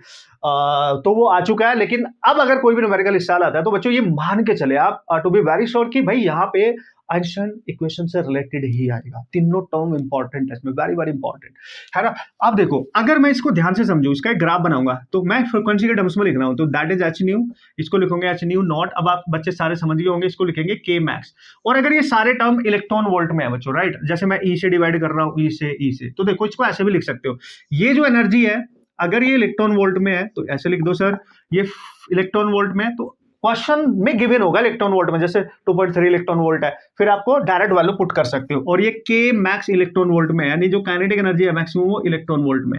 और अगर kinetic energy maximum electron volt में, इसको आप स्टॉपिंग पोटेंशियल भी लिख सकते हो, मतलब इस इक्वेशन को आप E equal to 5 plus VS भी लिख सकते हो। वेरी इंपॉर्टेंट, ये VS तभी लिखना है जब ये और ये दोनों इलेक्ट्रॉन वोल्ट में हो दोनों इलेक्ट्रॉन वोल्ट में, ये ध्यान रखना, ये VS तभी लिखना। मोस्ट इंपॉर्टेंट चीज बता रहा हूं, यानी जो K मैक्स है वो स्टॉपिंग पोटेंशियल के इक्वल तभी होगी जब इसकी यूनिट इलेक्ट्रॉन वोल्ट होगी। सर अगर इसकी यूनिट जूल हुई तो, अगर जूल में हुई तो फिर हम के मैक्स को भाई ऐसे नहीं लिख सकते, फिर हम के मैक्स को लिखेंगे, क्योंकि उसका जो वैल्यू है वो चार्ज इनटू पोटेंशियल होता है, यानी फिर हम यहाँ पे चार्ज लिखेंगे, यानी EVS लिखेंगे, इलेक्ट्रॉन का चार्ज। फिर ये जो आंसर यहाँ से आएगा जूल में आएगा, समझ जाना आप, ये जूल में आएगा। के मैक्स E यानी charge of electron into VS, that is stopping potential, after multiplying these two terms, तो you will get the answer in joule, right. Otherwise अगर ये इलेक्ट्रॉन वोल्ट में चाहते हो तो केवल VS के इक्वल होगा। Understood, right. अब बच्चों ध्यान से देखो, हाँ देखो जरा। अब मैंने क्या किया, सिंपली मैंने एक ग्राफ बनाना था, ठीक है, ये ग्राफ है, यहां पे इंसिडेंट रेडिएशन फ्रीक्वेंसी है। अभी मैं जस्ट स्टॉपिंग पोटेंशियल की बात करूंगा और उसकी के मैक्स की। तो देखो, अगर मैंने यहां पे लिख दिया के मैक्स, या यहां पे लिख दिया मैंने स्टॉपिंग पोटेंशियल, यानी वाई एक्सिस पे या तो मैक्सिमम काइनेटिक एनर्जी लिखी होगी या स्टॉपिंग पोटेंशियल लिखा होगा, और एक्स एक्सिस पे आपकी इंसिडेंट रेडिएशन की फ्रीक्वेंसी लिखी होगी ना भाई, इंसिडेंट, क्योंकि जो रेडिएशन आ रही है, जैसे सनरेज आ रही है, कोई भी टॉर्च ले लो, बल्ब ले लो, कुछ भी ले लो, या अपने फोन की टॉर्च जो होगी, आपकी लाइट जो होगी फोन की, उसको ऑन कर लो, फिर कहीं पे उसको स्ट्राइक करो, अपने फेस पे ही करो, तो तुम्हारे फेस पे एनर्जी आ रही है ना, तो कहीं से इंसिडेंट होके आ रही है, तो उसकी जो इंसिडेंट रेडिएशन है उसी को फ्रीक्वेंसी को हम वेरी कर सकते हैं, जो थ्रेशोल्ड है वो तो फिक्स्ड है, राइट। अब देखो भाई, अब इसका हमें के मैक्स या VX वर्सेस फ्रीक्वेंसी का ग्राफ बनाना है, तो आपको दिख तो रहा है यहाँ पे, ठीक है। अगर मैं इस इक्वेशन को लिख रहा हूँ, अब मैं मान के चल रहा हूँ that is in electron volt, right, तो मैं लिख रहा हूँ एच न्यू नॉट, और इसको E लिख लो, प्लस यहाँ VS लिखा, वेरी वेरी इंपॉर्टेंट। अब बच्चे ध्यान से देख, हमें जो वैल्यू बनानी है वो इसकी और इसके बीच में बनानी है, क्योंकि ये वर्क फंक्शन है, ये पूरा किसी भी मेटल के लिए, ये मेटल के लिए कांस्टेंट होता है, यानी मेटल पे डिपेंड कर रहा है। जो मेटल सरफेस है, अगर उसको बदलोगे तभी वर्क फंक्शन चेंज होगा। किसी भी मेटल को अगर आप नहीं बदल रहे हो, कोई और मेटल नहीं ले रहे हो, तो वर्क फंक्शन चेंज नहीं होगा। That is the property of the material, जो फोटो इलेक्ट्रिक आपने मटेरियल सेलेक्ट किया है। तो किसका किया है, एल्यूमिनियम, सिलिकॉन, या किसी का भी किया होगा, जो भी मेटल आप वहां पे यूज कर रहे हो जो फोटो सेंसिटिव होगा, ठीक है। देखो भाई, अब हम क्या करने वाले हैं बच्चों, तो इसको हम y मान लेते हैं थोड़ी देर के लिए, और ये कांस्टेंट है, c की तरह काम करेगा। इसको इधर ले आओ, तो VS इक्वल टू हो जाएगा H ई न्यू माइनस इसको इधर लेके आओगे H by E nu not. तो देखो ये जो कोफिशिएंट है ना न्यू का, ये फ्रिक्वेंसी है, ये एक्स की तरह काम करेगा, इसकी पावर 1 है, ये एक्स की तरह काम करेगा, ये पूरा का पूरा कांस्टेंट है। एच बाई ई तो पहले से ही कांस्टेंट है, ये जो फ्रिक्वेंसी है थ्रेशोल्ड ये भी कांस्टेंट है, और ये हमने फंक्शन मान लिया तो इसको वाई मान लो, और ये चूंकि वेरिएबल है एक्स, ये इसकी स्लोप मान लो एम एक्स माइनस सी। तो देख लो बचपन में एक इक्वेशन आपने पढ़ी थी, Y equal to M X plus minus C. तो x की पावर 1 है यानी स्ट्रेट लाइन बनेगा, और उसका जो कोफिशिएंट है वो पॉजिटिव है यानी उसकी स्लोप पॉजिटिव होगी, एंगल लेस देन 90 डिग्री बनेगा। लेकिन जो c की वैल्यू है कांस्टेंट, उसके सामने माइनस साइन है यानी वो लाइन इंटरसेप्ट करेगी नेगेटिव y एक्सिस पे। जीरो से ऊपर पॉजिटिव एक्सिस होती है, नीचे नेगेटिव होती है, यानी यहां कहीं, और स्लोप पॉजिटिव है तो 90 डिग्री का एंगल बनाते हुए एक लाइन ड्रॉ कर दो बच्चों, this is the line. Very very very important, यानी ये जो लाइन आपने बनाई, जो ग्राफ बनाया या तो काइनेटिक एनर्जी या stopping potential versus incident radiation frequency का ग्राफ है ये, अकॉर्डिंग टू दिस। अब देखो, अब चूंकि ये वाई एक्सिस पे जहां पे कट कर रहा है ये इंटरसेप्ट होता है तो H by E nu not यानी सी, और सी किसकी वैल्यू है, वर्क फंक्शन, जिसको आप क्या लिख रहे हो, H by E nu not. यानी ये ग्राफ जहां पे वाई एक्सिस को कट कर रहा है नेगेटिव नीचे की डायरेक्शन में, ये वर्क फंक्शन देगा यहाँ पे, ये वर्क फंक्शन। जहां पे ये एक्स एक्सिस को कट कर रहा है, ध्यान से समझे, एक्स एक्सिस को कट करने का मतलब जो वाई पे वैल्यू है यानी वी एस या के मैक्स वो जीरो हो जाएगी, यानी यहाँ पे के मैक्स जीरो होगी। और के मैक्स बाई जी जीरो कब होगी, जब ये थ्रेशोल्ड फ्रीक्वेंसी होगा, थ्रेशोल्ड फ्रीक्वेंसी होगा, राइट। मतलब न्यू की वैल्यू अगर न्यू नोट कर दो आप, देखो ये वैल्यू सेम होके कैंसिल होगी और वीएस की वैल्यू यहां जीरो हो जाएगी, के एक्स जीरो मतलब वीएस जीरो, ठीक है। थ्रेशोल्ड फ्रीक्वेंसी वो फ्रीक्वेंसी है जिस पर अगर लाइट स्ट्राइक करती है तो जितने भी इलेक्ट्रॉन्स हैं उनकी काइनेटिक एनर्जी जीरो होगी, यानी उनका स्टॉपिंग पोटेंशियल जीरो हो जाएगा। Simple simple, right. अब ये जो लाइन है इस फ्रीक्वेंसी वाली एक्सिस के साथ जो भी एंगल बना रही है, देख लो ये एंगल जो भी है थीटा, ये लेस देन 90 डिग्री है, इसलिए इसकी स्लोप पॉजिटिव है। और ये जो भी एंगल है इसी को बच्चों को, इस थीटा को, इसी को इसकी स्लोप कहते हैं बच्चों, स्लोप है ये इसकी, और स्लोप को हम एम से डिनोट कर देते हैं, यानी आप टेन थीटा निकालोगे अब यहां से, टेन थीटा स्लोप मतलब उसकी टेन थीटा है ना, इसका टेंजेंट निकालोगे मतलब जो थीटा है इसको स्लोप कहते हैं, आप समझ गए आप। तो इसका मतलब ये कैसे पता चलता है, देखो इक्वेशन से, x का जो कोफिशिएंट होता है वो m होता है यानी स्लोप होती है, यानी x किसको माना है, फ्रीक्वेंसी को, और उसका कोफिशिएंट क्या है, h बाई ई। याद रखना, यानी स्टॉपिंग पोटेंशियल वर्सेस फ्रीक्वेंसी या मैक्सिमम काइनेटिक वर्सेस फ्रीक्वेंसी का कभी भी ग्राफ आएगा और उस ग्राफ की स्लोप के बारे में बात करेगा, तो बच्चों वो स्लोप हमेशा टेन थीटा यानी m लिखोगे, और वो m की वैल्यू हमेशा h बाई ई आएगी, और e का मतलब ये जो टेन थीटा है ये h बाई ई है, तो एक कांस्टेंट रेशियो है जिसकी वैल्यू तो आपको सपनों में आती है ना बॉस, सपनों में आती है बॉस।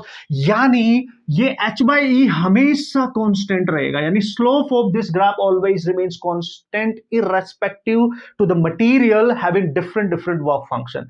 मे बी एक मटेरियल अलग है, दूसरा मटेरियल अलग है, उनके वर्क फंक्शन अलग अलग है, उनकी स्लोप लेकिन फिर भी सेम होगी। उनका ग्राफ जब बनेगा तो उनका एंगल जो बनाएंगे वो फ्रीक्वेंसी वाले एक्सिस के साथ वो सेम ही रहेगा, क्योंकि वो वेरी नहीं करता है, क्योंकि वो एक कांस्टेंट रेशियो, वेरी इंपॉर्टेंट, बहुत बार आता है, बहुत बार आता है, ठीक है। ओके सर, हम समझ गए, कर लेंगे, बस इतना कर लेना भाई लोग, मजा आ जाएगा आपको, क्वेश्चन हर तरीके का क्वेश्चन इन डेप्थ हो जाएगा। चलो मैं यहां बता देता हूं, देखो अगर यहाँ पे एक ये न्यू है और ये आपका फ्रीक्वेंसी है, यहाँ पे स्टॉपिंग पोटेंशियल, अगर दो ग्राफ या तीन ग्राफ ऐसे दे रखे, ये मेटल 1 है, कोई मेटल 2 है, ये मेटल 3 है, हालांकि तीनों अलग अलग मेटल है, वर्क फंक्शन अलग होगा, मेटल चेंज तो वर्क फंक्शन चेंज, देख लो, देख भी लो। पहले वाला ग्राफ ओरिजिन के ये यहां से मेजर करना होता है, पास में है उसका वर्क फंक्शन φ1, ये φ2 और ये φ3, तो जो जितनी दूर है यहां से ये वाला, तो वर्क फंक्शन सबसे ज्यादा इसका है, फिर इसका है, फिर इसका है, सबसे कम किसका है, इसका, जो बिल्कुल ओरिजिन के पास है। यानी जिस मेटल का वर्क फंक्शन ज्यादा उससे इलेक्ट्रॉन को इजेक्ट करना उतना डिफिकल्ट है ना, वर्क फंक्शन ज्यादा मतलब वो जो मिनिमम रिक्वायर्ड एनर्जी थी वो अगर ज्यादा हो गई तो उनसे इलेक्ट्रॉन को इजेक्ट करना और डिफिकल्ट है, ज्यादा एनर्जी उसको देनी पड़ेगी, more work function more difficult to eject the electrons from that surface. लेकिन बच्चों अगर आप ध्यान से देखो, इन सबकी जो स्लोप होगी वो सेम ही रहेगी, अलग अलग वर्क फंक्शन होगा लेकिन सबकी स्लोप सेम रहेगी। अगर इनका रेशियो पूछे इसकी स्लोप का, तो m1 बाई m2 ये हमेशा सेम रहेगी, यानी 1:1 ही रहेगी, क्योंकि ये तो कांस्टेंट रेशियो होता है, ये कभी नहीं बदलता, ठीक है भाई, ये कभी नहीं बदलेगा। बस ये इतना है यार, इतना अगर आप करके जाओगे इस लेक्चर के थ्रू, इस सीरीज के थ्रू, भाई क्या सभी न्यूमेरिकल आप सॉल्व कर लोगे, ठीक है। पूरे साल आपने क्या पढ़ा है मेरे को नहीं पता है, बट अगर इस लेक्चर को आप शिद्दत के साथ अप्लाई कर लोगे, सारे कॉन्सेप्ट, हर एक क्वेश्चन आपसे सॉल्व हो जाएगा, ठीक है। मैं आपको बता दूं 2023 में एक एक्सरे का क्वेश्चन भी आया था, हालांकि इस बार उसको हटा दिया गया एक्सरे टॉपिक को, लेकिन वो फॉर्मूला ऐसे ही पूछ लिया था, मतलब कोई उम्मीद नहीं थी किसी बच्चे को कि वो आ जाएगा, लेकिन वो फॉर्मूला फिर से आप याद रख के जाना बच्चों। अबाउट एक्सरे में एक ही फॉर्मूला है, वो वैसे तो दो है, एक और है, पर उस पर कभी हिस्ट्री में क्वेश्चन नहीं आया। अगर एक्सरे के केस में दो टाइप की होती है वैसे तो, मिनिमम वेवलेंथ का कोई भी क्वेश्चन आता है तो 1242 समझना, डिवाइड में v, और ये 420 भी ले लो, और ये एंगस्ट्रॉम में, ठीक है। 12420 ये नहीं लिख रहे हो तो 12400 मैंने बोला था बाई वी एंगस्ट्रॉम, ये v अप्लाइड पोटेंशियल डिफरेंस है, पोटेंशियल डिफरेंस है। याद करो डी ब्रोगली वेवलेंथ में यहाँ पे अंडर रूट वी होता था, और बच्चों की गलती हो गई थी, कंफ्यूज मत होना, ये मिनिमम वेवलेंथ होती है फॉर एक्सरे, ठीक है, बस इतना याद रख सकते हो। यानी जो एक्सरे की मिनिमम वेवलेंथ होती है वो स्टॉपिंग पोटेंशियल के सिंगल पावर के इनवर्सली प्रोपोर्शनल होती है, यार रूट नहीं होता है, डी ब्रोगली वेवलेंथ में रूट होता है, इसको कंफ्यूज नहीं करना, इसलिए मैंने लिखाया है यहाँ पे। न्यूमेरिकल आया तब भी कर लेना, 2023 में तो केवल इनका रिलेशनशिप पूछा था कि बताओ ये इस पे कैसे डिपेंड करता है, तो काफी बच्चों ने गलत किया था भाई, उनको तो डी ब्रोगली वेवलेंथ याद था भाई, राइट, तो उन्होंने तो lambda minimum is inversely proportional to 1/√v लिख दिया, वो गलत हो गया। This is for X-ray, okay, याद रख लेना। चलो बच्चों अब चलते हैं न्यूमेरिकल्स। ये थी आज की लेक्चर की कहानी, यानी कॉन्सेप्ट, फॉर्मूले, सब कुछ, ग्राफ, आप सब कुछ इतने कम से कम टाइम में। अब देखो न्यूमेरिकल को हम कैसे उड़ाते हैं, किसी भी टाइप का कितना भी डिफिकल्ट न्यूमेरिकल आएगा आप सॉल्व कर लोगे, और बहुत अच्छे न्यूमेरिकल आते हैं, समटाइम कैलकुलेशन लेंथी भी हो सकती है, लेकिन हम बहुत आसान बना देंगे उसको, ट्रस्ट मी गाइस, बहुत आसान, मजा आएगा बॉस। आगे की इस कहानी में सारे न्यूमेरिकल 1 बाय 1 हम यहाँ पे सॉल्व करने वाले इस पर्टिकुलर लेक्चर में, ओके ओके बच्चों, सबसे पहला क्वेश्चन, और बहुत ध्यान से समझ लेने का, बहुत मजा आएगा आपको, जितना भी आपने कॉन्सेप्ट सीखा है अभी अभी, राइट, जितने फॉर्मूले सीखे हैं, कैसे कहां पे क्या ख्याल रखना है, सबका एप्लीकेशन होगा साथ साथ इसी लेक्चर में, एक परफेक्ट आपका रिवीजन होने वाला है, मतलब ये मान के चले बच्चों आप, ठीक है, बस बहुत ध्यान से देख लेना भाई, और इनके पीडीएफ वगैरह भी डाउनलोड करके पहले से रख लेना और क्वेश्चन सॉल्व कर लेना, क्योंकि मजा एक डिफरेंट तरीका, आप ये रिवीजन है आपका, क्योंकि आप एक डेप्थ में जाके न्यूमेरिकल को कैसे फास्टेस्ट तरीके से न्यूमेरिकल को सॉल्व कर सकते हो without any silly mistake even, तो वो आप यहाँ पे सीख रहे हो साथ साथ में। और मैं जितने भी न्यूमेरिकल यहाँ कराऊंगा, जहां पे मेरे को लगेगा यार शॉर्ट ट्रिक या बेस्ट टेक्निकल मेथड आप यूज कर सकते हो उसको फास्टेस्ट तरीके से सॉल्व करने के लिए, वो मैं बताऊंगा, दोनों अप्रोच बताऊंगा, यू डोंट वरी, कॉन्सेप्ट भी और उसमें दूसरे वाला अप्रोच भी, फास्टेस्ट टेक्निक, राइट।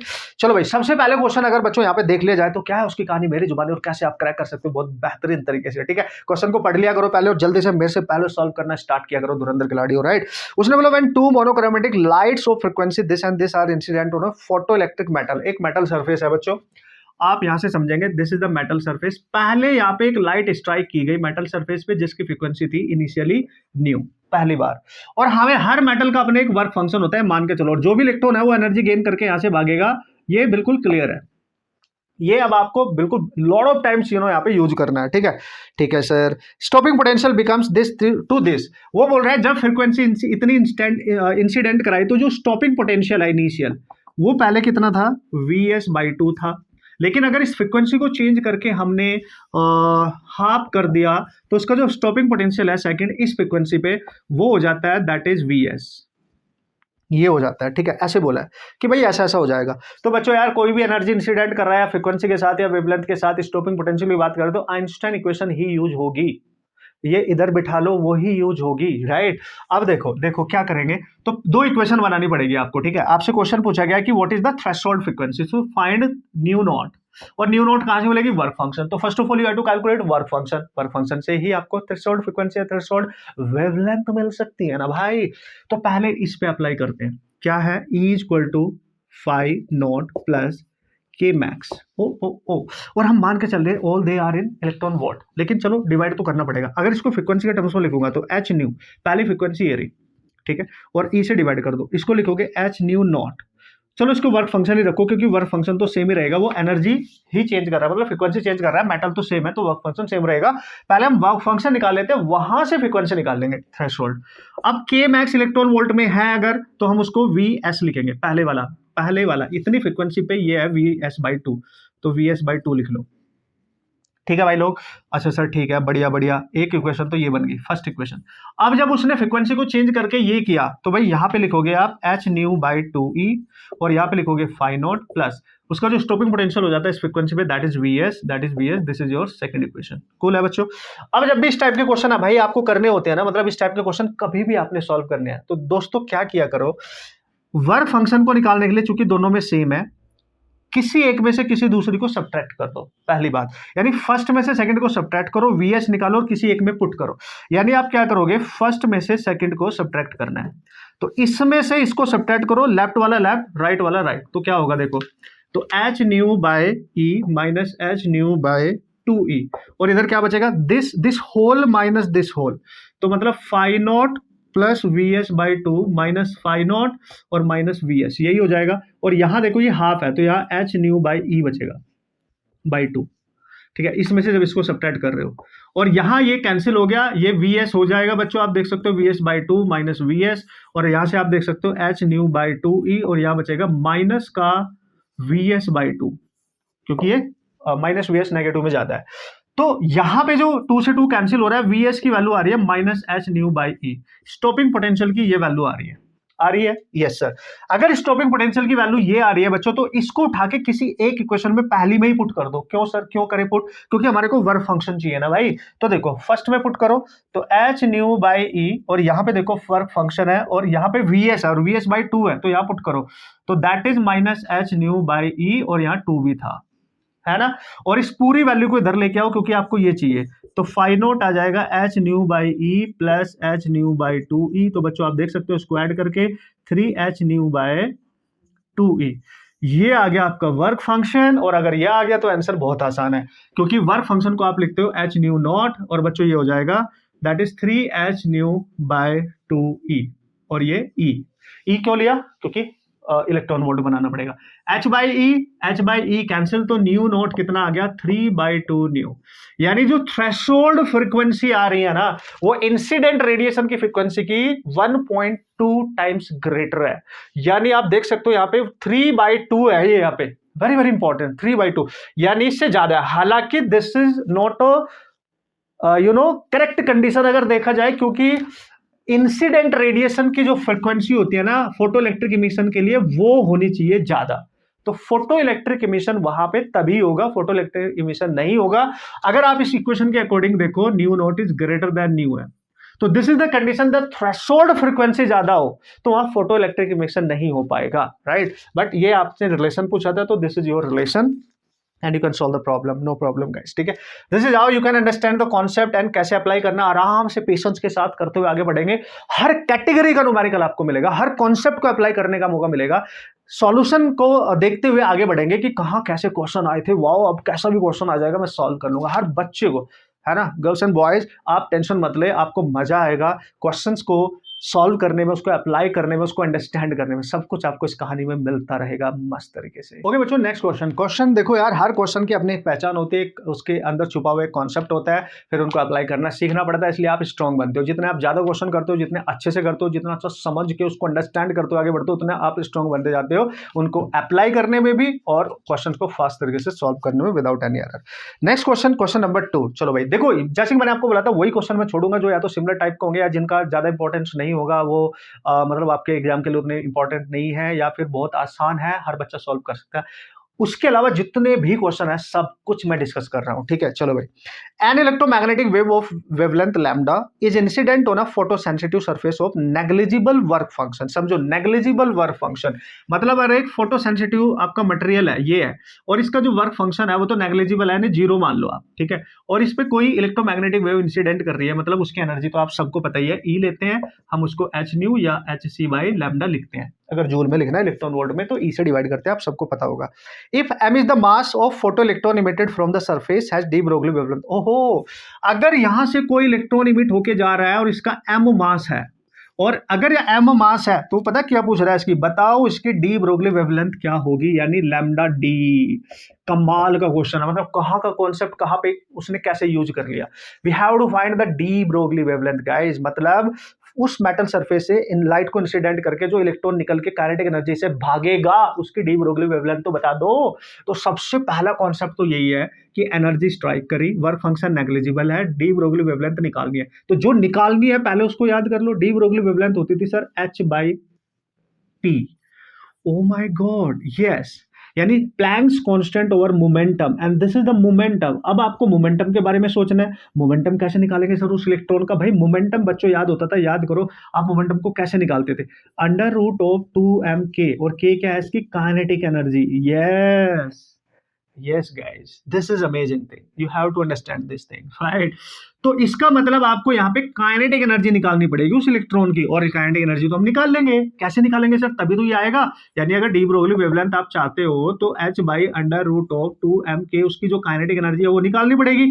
तो यहाँ से जो इलेक्ट्रॉन भागेगा मैक्सिमम पॉसिबल काइनेटिक एनर्जी के साथ, आइंस्टाइन इक्वेशन है ना भाई हमारे पास, तो E is equal to work function plus K max. और आप सब बच्चों को पता है कि ये जो वर्क फंक्शन है इसकी जो वेवलेंथ है, वेवलेंथ दे रखी है यहाँ पे इंसिडेंट रेडिएशन की, तो वेवलेंथ वाला फॉर्मूला यूज कर लेंगे। तो हम यहाँ पे लिख लेंगे H C by lambda, and ये 0, और ये जो कितनी भी काइनेटिक एनर्जी मैक्सिमम, यानी जितनी भी एनर्जी आप इंसिडेंट कर रहे हैं, वर्क फंक्शन नेग्लिजिबल हो गया, वो सारी की सारी काइनेटिक एनर्जी में कन्वर्ट होगी। बात खत्म बॉस। तो बस इसकी जगह ये पुट करना है, यानी lambda D is equal to आपका एच आएगा अंडर रूट में 2m k into this is H C by lambda. देखो दोनों में फर्क है, ये डी ब्रोगली वेवलेंथ है, ये इंसिडेंट रेडिएशन जो आपकी वेव है उसकी वेवलेंथ है, ठीक है। तो यार आप इसको आप मैच करा लो, बस यही होना चाहिए आपका आंसर, है ना। तो उसने पता क्या बोला, उसने लैम्डा पूछा है यार, डी ब्रोगली वेवलेंथ नहीं। उसने पूछा है कि photo electron emitted from the surface has D Broglie wavelength के टर्म्स में पूछा है, तो बताओ लैम्डा क्या होगा उसका, है ना। उसकी लैम्डा पूछा है, यानी ये लैम्डा निकालना पड़ेगा। तो स्क्वायर कर दो बोथ साइड, जब स्क्वायर करोगे तो यार लैम्डा डी का स्क्वायर हो जाएगा, एच का भी स्क्वायर हो जाएगा, और नीचे रूट हट जाएगा। अगर ये रूट हटेगा तो बच्चों 2mhc और बाय ये लैम्डा निकालना पड़ेगा। तो देखो ये एच कैंसिल और ये लैम्डा ऊपर जाएगा, तो लैम्डा डी का स्क्वायर, तो एच इंटू लैम्डा ऊपर गया, नीचे 2mc बचा, और ये लैम्डा निकाल लो बच्चों, तो लैम्डा आ जाएगा 2mc लैम्डा डी का स्क्वायर और बाय एच। हाँ yes 2mc by H into lambda D, yes that is the correct answer. अब तो बस ये थोड़ा सा कैलकुलेशन एडजस्टमेंट एंड ऑल, बस ये देखो प्रीवियस कॉन्सेप्ट यूज हो गया और अभी करंट वाला कॉन्सेप्ट भी यूज हो गया। ऐसे बेहतरीन क्वेश्चन बना सकता है, दिस इज द क्वेश्चन जो एक बेस्ट क्वेश्चन की कैटेगरी में हमने रखा है। ये बेस्ट क्वेश्चन है क्योंकि इसमें मल्टी कॉन्सेप्ट यूज हो रहे हैं, तो उसको बेस्ट कैटेगरी में आप रख दोगे, ठीक है।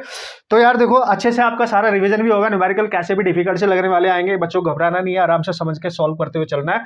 तो उनका ना एक माइंड सेट हो जाता है बच्चे का, अगर आप इस टाइप के क्वेश्चन को बहुत अच्छे शिद्दत के साथ नोट्स बनाते हुए चल रहे हैं, अंडरस्टैंड कर रहे हैं कि ये कॉन्सेप्ट भी आया, ये भी आया, ऐसे आया तो ऐसे भी आया, तो आपका दिमाग क्रिएटिव हो जाता है, आपको उसको पता चल जाता है यार कोई भी क्वेश्चन आएगा ना मैंने ऐसे ऐसे दिमाग लगाना है, ऐसे ऐसे कैलकुलेट, क्योंकि उस टाइप की सिचुएशन आप ऑलरेडी हैंडल कर चुके हो। ये चीज होती है यार आपके PYQs को कॉन्सेप्ट के साथ, फॉर्मूले के साथ, बेहतरीन तरीके से डिफरेंट टेक्निक के साथ प्रैक्टिस करने की, इससे आप स्ट्रॉन्ग बनते हो, ठीक है। इससे आपको डायरेक्ट पता चल जाता है कि जो क्वेश्चन आएगा उसको मैं हैंडल कैसे करूंगा, आपका दिमाग उस तरीके से रिएक्ट करना स्टार्ट करता है, इसलिए आपको ये चीज बहुत अच्छे से सीखने को मिलती है, ठीक है भाई। चलते हैं नेक्स्ट क्वेश्चन की तरफ। ओके बच्चों, तो इसका नेक्स्ट क्वेश्चन जल्दी से उसको पहले पढ़ लिया जाए, समझ लिया जाए, अंडरस्टैंड कर लिया जाए क्या है उसकी कहानी और कैसे सॉल्व कर सकते हैं बेस्ट तरीके से। उसने बोला था work function of A photo sensitive material is 4 electron volt. भाई कोई फोटो सेंसिटिव मटेरियल है, उसका वर्क फंक्शन आपको दे रखा है, आपको पता है, and work function that is 4 electron volt, मतलब वो आपका इलेक्ट्रॉन वोल्ट में दे रखा है, ये ध्यान रखने का, ठीक है। उसने बोला longest wavelength of light that can cause photon emission, यानी लैम्डा मैक्सिमम निकालनी है, यानी लॉन्गेस्ट जो वेवलेंथ होगी उसकी, ठीक है, लॉन्गेस्ट जो that can cause photon emission from the substance, है ना। ये समझना बात को, अगर वो लॉन्गेस्ट की बात कर रहा है ना भाई, उस लाइट की लॉन्गेस्ट वेवलेंथ, तो आपको पता है ये फॉर्मूला होता है C बाई लैम्डा, और इसको अगर आप मैक्स कर दोगे, मैक्स पॉसिबल, तो जो एनर्जी होगी वो मिनिमम, है ना, मिनिमम, यानी मैक्सिमम पॉसिबल वेवलेंथ जो होगी जिसकी रिक्वायरमेंट वो कर रहा है, that is the longest wavelength of light that can cause the photon emission, है ना। आप ध्यान से देखो, इसका मतलब ये जो भी एनर्जी मिनिमम वहां पे आप प्रोवाइड कर रहे हो मिनिमम होगी, क्योंकि लैम्डा मैक्सिमम होगा, जो इंसिडेंट एनर्जी वो मिनिमम होगी, और मिनिमम रिक्वायर्ड एनर्जी तो वर्क फंक्शन ही होती है भाई, मिनिमम रिक्वायर्ड एनर्जी तो वर्क फंक्शन के इक्वल होती है, ये बात समझनी पड़ेगी आपको इस क्वेश्चन में, यानी आपको वर्क फंक्शन ही यूज करना है। ये आप यहाँ पे 4 इलेक्ट्रॉन वोल्ट दे रखा है, और आपको पता है इसकी वैल्यू क्या होती है, यानी HC by E into lambda, ये है ये, यानी आपको ये मैक्सिमम पॉसिबल जो वेवलेंथ है वो यहाँ से निकालनी पड़ेगी, समझ गए, इसी का यूज करके। और बच्चों मैं आपको बता दूं, जब भी वर्क फंक्शन इसमें गिवन हो, अगर आप ये फॉर्मूला लिखोगे, देखो CHE सब पुट करना पड़ेगा, मैंने बताया था आपको इसकी वैल्यू डायरेक्ट, अब देखो मजा आ जाएगा। तो जब भी ऐसी सिचुएशन आए, ऐसी सिचुएशन कभी भी आए, तो आप सबको पता है कि भाई फाई जो दे रखा है 4 इलेक्ट्रॉन वोल्ट है। जब भी वर्क फंक्शन हो या कोई एनर्जी हो इलेक्ट्रॉन वोल्ट में हो और वेवलेंथ पूछ बैठे, तो भाई हम क्या लिखेंगे, इसकी वैल्यू ये है Hc/E, और हमारे को पता है 1242010⁻⁻10 लिखेंगे, और बाई क्या लिखेंगे, लैम्डा मैक्स जो भी है, लैम्डा मैक्स, और ये आ गया 4 इलेक्ट्रॉन वोल्ट। जब भी ये 4 इलेक्ट्रॉन वोल्ट में होगा तब तो डायरेक्ट बस हम यहां फिर 4 लिख देंगे। तो यहां पे लैम्डा मैक्स जो आएगा बच्चों, वो आएगा 12420 इंटू 10⁻⁻10 और बाई बस इसको सॉल्व कर लो, आपका क्वेश्चन हो चुका है। तो 3 1 और ना चलने की 0 5 इंटू 10⁻⁻10 बच्चों आप देख सकते हो, ठीक है। So this is you have to understand the concept कि क्या है भाई। इसको आप डिवाइड कर रहे हो तो 4 से डिवाइड करोगे 3 आएगा, 1 आएगा, फिर ना चले 0 4 5 20 इतना आ जाएगा। अच्छा दिस इज 5 ये आएगा, ठीक है। अब यहाँ पे नैनोमीटर में आंसर है तो -1 हटा के 310.5 कर लो, इंटू 10⁻⁹ हो जाएगा। तो 310.5 नैनोमीटर आप आंसर कर सकते हो। इसी के अप्रोक्सीमेटली आंसर पूछा है तो अप्रोक्सीमेटली आपको 310 नैनोमीटर मिल जाएगा। सो कोई प्रॉब्लम वाली बात है ही नहीं बॉस, ठीक है। Okay sir, no problem, yes boss, no problem, right. तो बच्चों इस तरीके से आप क्वेश्चन सॉल्व करेंगे, मजा आ जाएगा आपका। आप ध्यान से समझ लो, this is the way to solve the problem.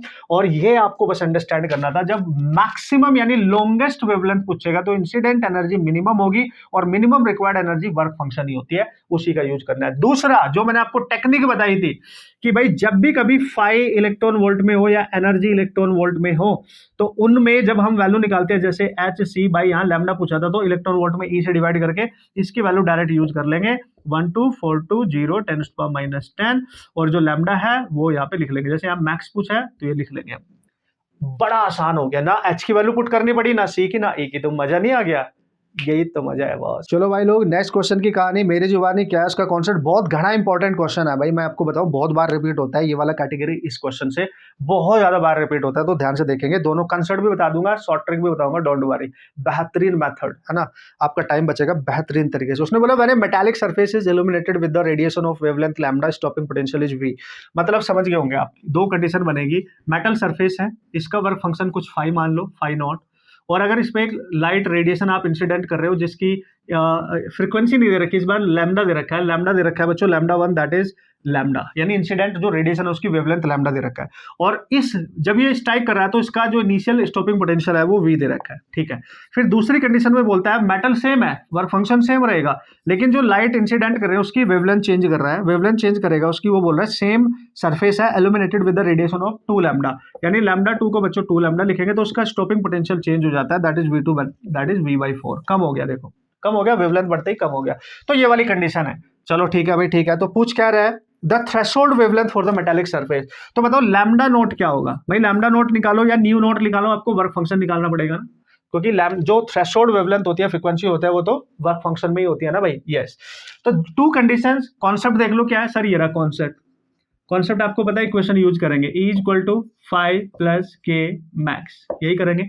आपको पता है सारे अगर इलेक्ट्रॉन वोल्ट में तो क्या करना है, कन्वर्ट कर लेंगे। देखो E को क्या लिखोगे, Hc/लैम्डा, और E से डिवाइड भी करना पड़ेगा, और फाई तो फाई रहेगा। K मैक्स को स्टॉपिंग पोटेंशियल लिखेंगे इलेक्ट्रॉन वोल्ट में, तो हम डायरेक्ट V1 या Vs लिखेंगे, और Vs की वैल्यू इनिशियल दे रखी बच्चों V।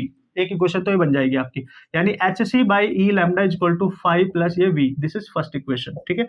सेकंड इक्वेशन इससे बना लो, सेकंड इक्वेशन जब इससे बनाओगे E की जगह लिखोगे Hc/2 लैम्डा और E से डिवाइड कर दिया, work function as it is, इसका है V/4। ये सेकंड इक्वेशन बन गई, ठीक है बच्चों। आपको क्या करना है, यहां से अगेन V निकाल के किसी एक में पुट करना है, तो पहली से दूसरी को सब्ट्रैक्ट कर दो, वहां से V आएगा, और वो V किसी एक में पुट कर देना, वहां से फाई आएगा, और जैसे ही फाई आएगा Hc/ आप लैम्डा नोट लिख सकते हो, जो भी वैल्यू होगी लैम्डा नोट आपकी सॉल्व होके आ जाएगी। This is the concept, this is the actual process, this is the actual concept how you can solve the problem. अब इसका V100 ट्रिक क्या है, फास्टेस्ट टेक्निक क्या है, अगर ऐसा क्वेश्चन आए तो ना सारा टाइम आपने खत्म कर देना है, मतलब उसका टाइम बिल्कुल रिड्यूस कर देना है बच्चों। तो उसकी बेस्ट टेक्निक मैं आपको बता रहा हूं। देखो भाई, अगर कोई बच्चा इस फॉर्मूले को याद रख सकता है, ध्यान से समझना है ना, दैट इज V100 ट्रिक। तो ये आपको ये भी पता होना चाहिए एग्जाम में, कॉम्पिटेटिव एग्जाम में क्वेश्चंस, कुछ क्वेश्चंस को फर्स्ट टेक्निक भी पता होनी चाहिए भाई। ऐसा क्वेश्चन कभी भी आए, एक वेवलेंथ पे एक स्टॉपिंग पोटेंशियल, दूसरी वेवलेंथ चेंज करके दूसरा स्टॉपिंग पोटेंशियल, अगर ये वाली कैटेगरी है तो आप लिखेंगे, क्वेश्चन बता रहा हूं मैं आपको, ठीक है, तो लिखेंगे lambda naught minus, this is lambda naught minus v1 over lambda naught minus v2 equal to lambda 1 v1 over lambda 2 v2।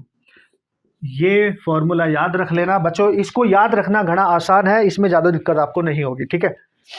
Sorry देखिए, this is not v1, this is lambda 1 over lambda 2, ठीक है।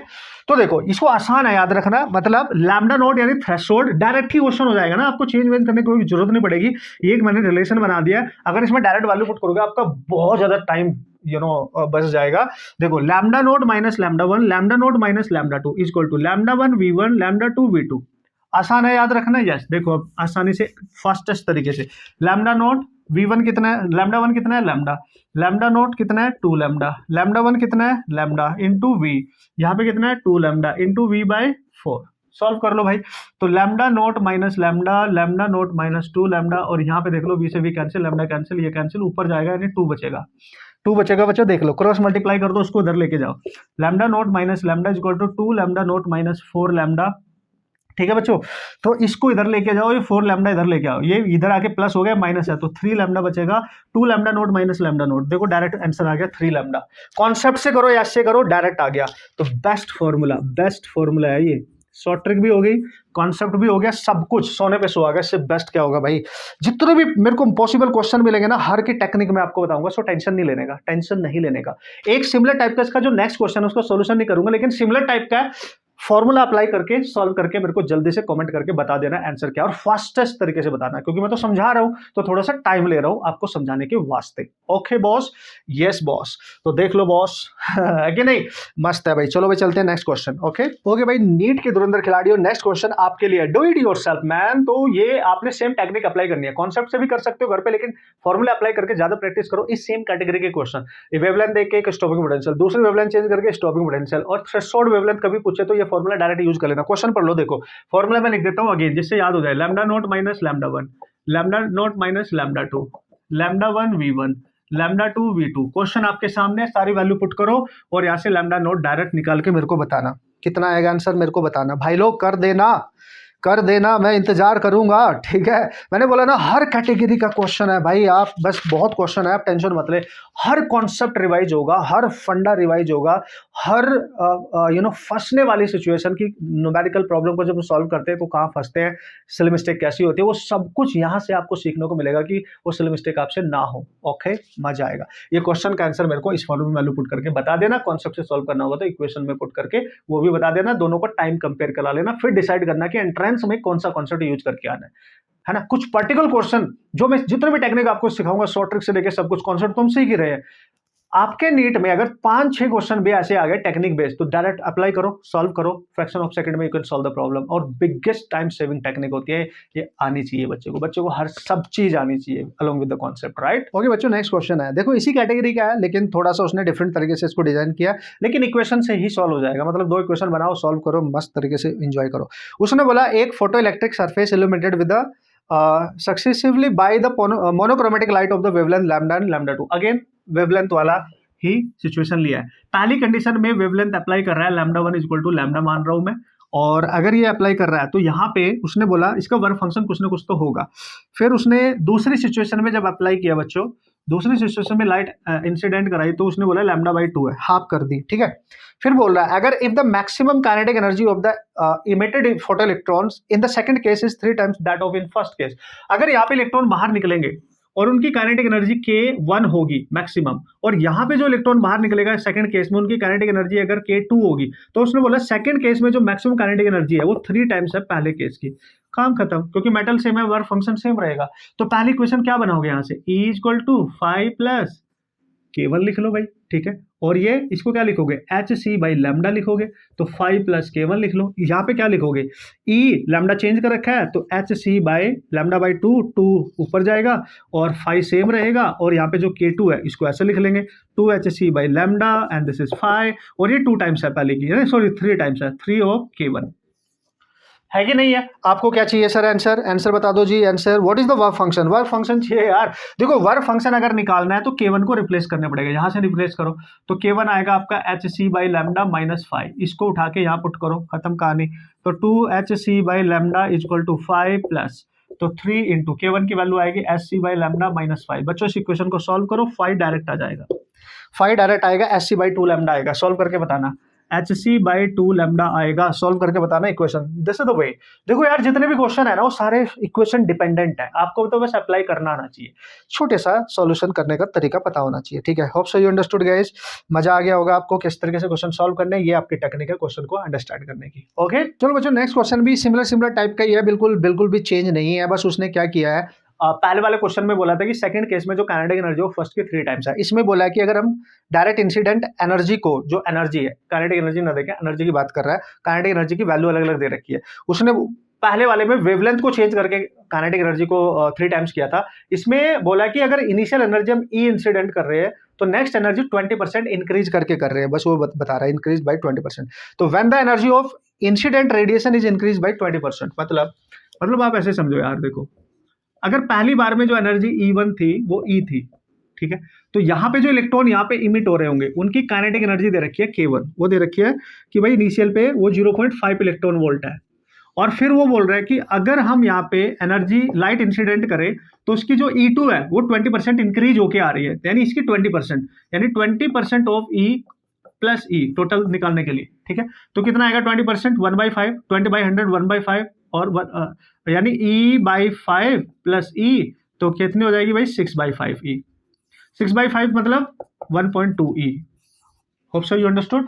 तो ये आगे होगी E2, ठीक है sir, ये E2 हो गई होगी, ठीक है, बढ़िया। तो भाई वो बोल रहा है कि जो काइनेटिक एनर्जी थी वो चेंज हो गई, पहले कितनी थी इलेक्ट्रॉन के पास, यहाँ से जो निकलेंगे काइनेटिक एनर्जी उसने बोला 0.5 से अब 0.8 इलेक्ट्रॉन वोल्ट हो गई। ले क्या बात कर रहे हो? यस सर ठीक है। तो बताओ भाई वर्क फंक्शन क्या होगा? तो सीधी सी बात है भाई, वर्क फंक्शन पूछ रहा है आपसे, ठीक है। तो ये आप मान के चलो, when energy of incident radiation is increase by, ठीक है। अब देखो इक्वेशन यूज करो, देखो भाई यहाँ इक्वेशन यूज करोगे तो E आ जाएगा आपका work function as it is, plus kinetic energy होती थी वो है 0.5, ठीक है। ये पहले वाला केस। दूसरे वाले केस में आएगा 1.2 E equal to work function same है और यहाँ पे हो गई 0.8। कूल है बच्चों, सुपर कूल है सर।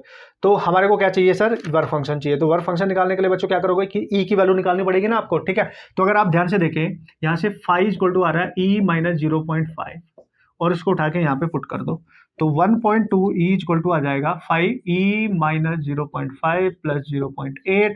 तो पहले E निकालना पड़ेगा ना बच्चों, तो ये E आ जाएगा, ये माइनस का है प्लस का, तो 0.3 बच रहा है, E को इधर लेके आओ तो ये 1.2 माइनस E करोगे तो 0.2 E बचेगा और ये आ जाएगा यहाँ पे 0.3, यानी E की वैल्यू बच्चों आ गई 3/2 यानी 1.5 इलेक्ट्रॉन वोल्ट में। E की वैल्यू आ रही है 1.5 इलेक्ट्रॉन वोल्ट, ठीक है।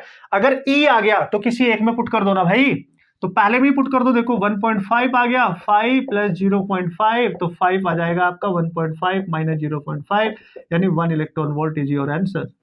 दिस इज 1 इलेक्ट्रॉन वोल्ट बच्चों। कूल है, सुपर कूल है। आराम से देखो इक्वेशन का ही खेल है सारा, इक्वेशन बनानी आनी चाहिए अब आप सब बच्चों को, ठीक है।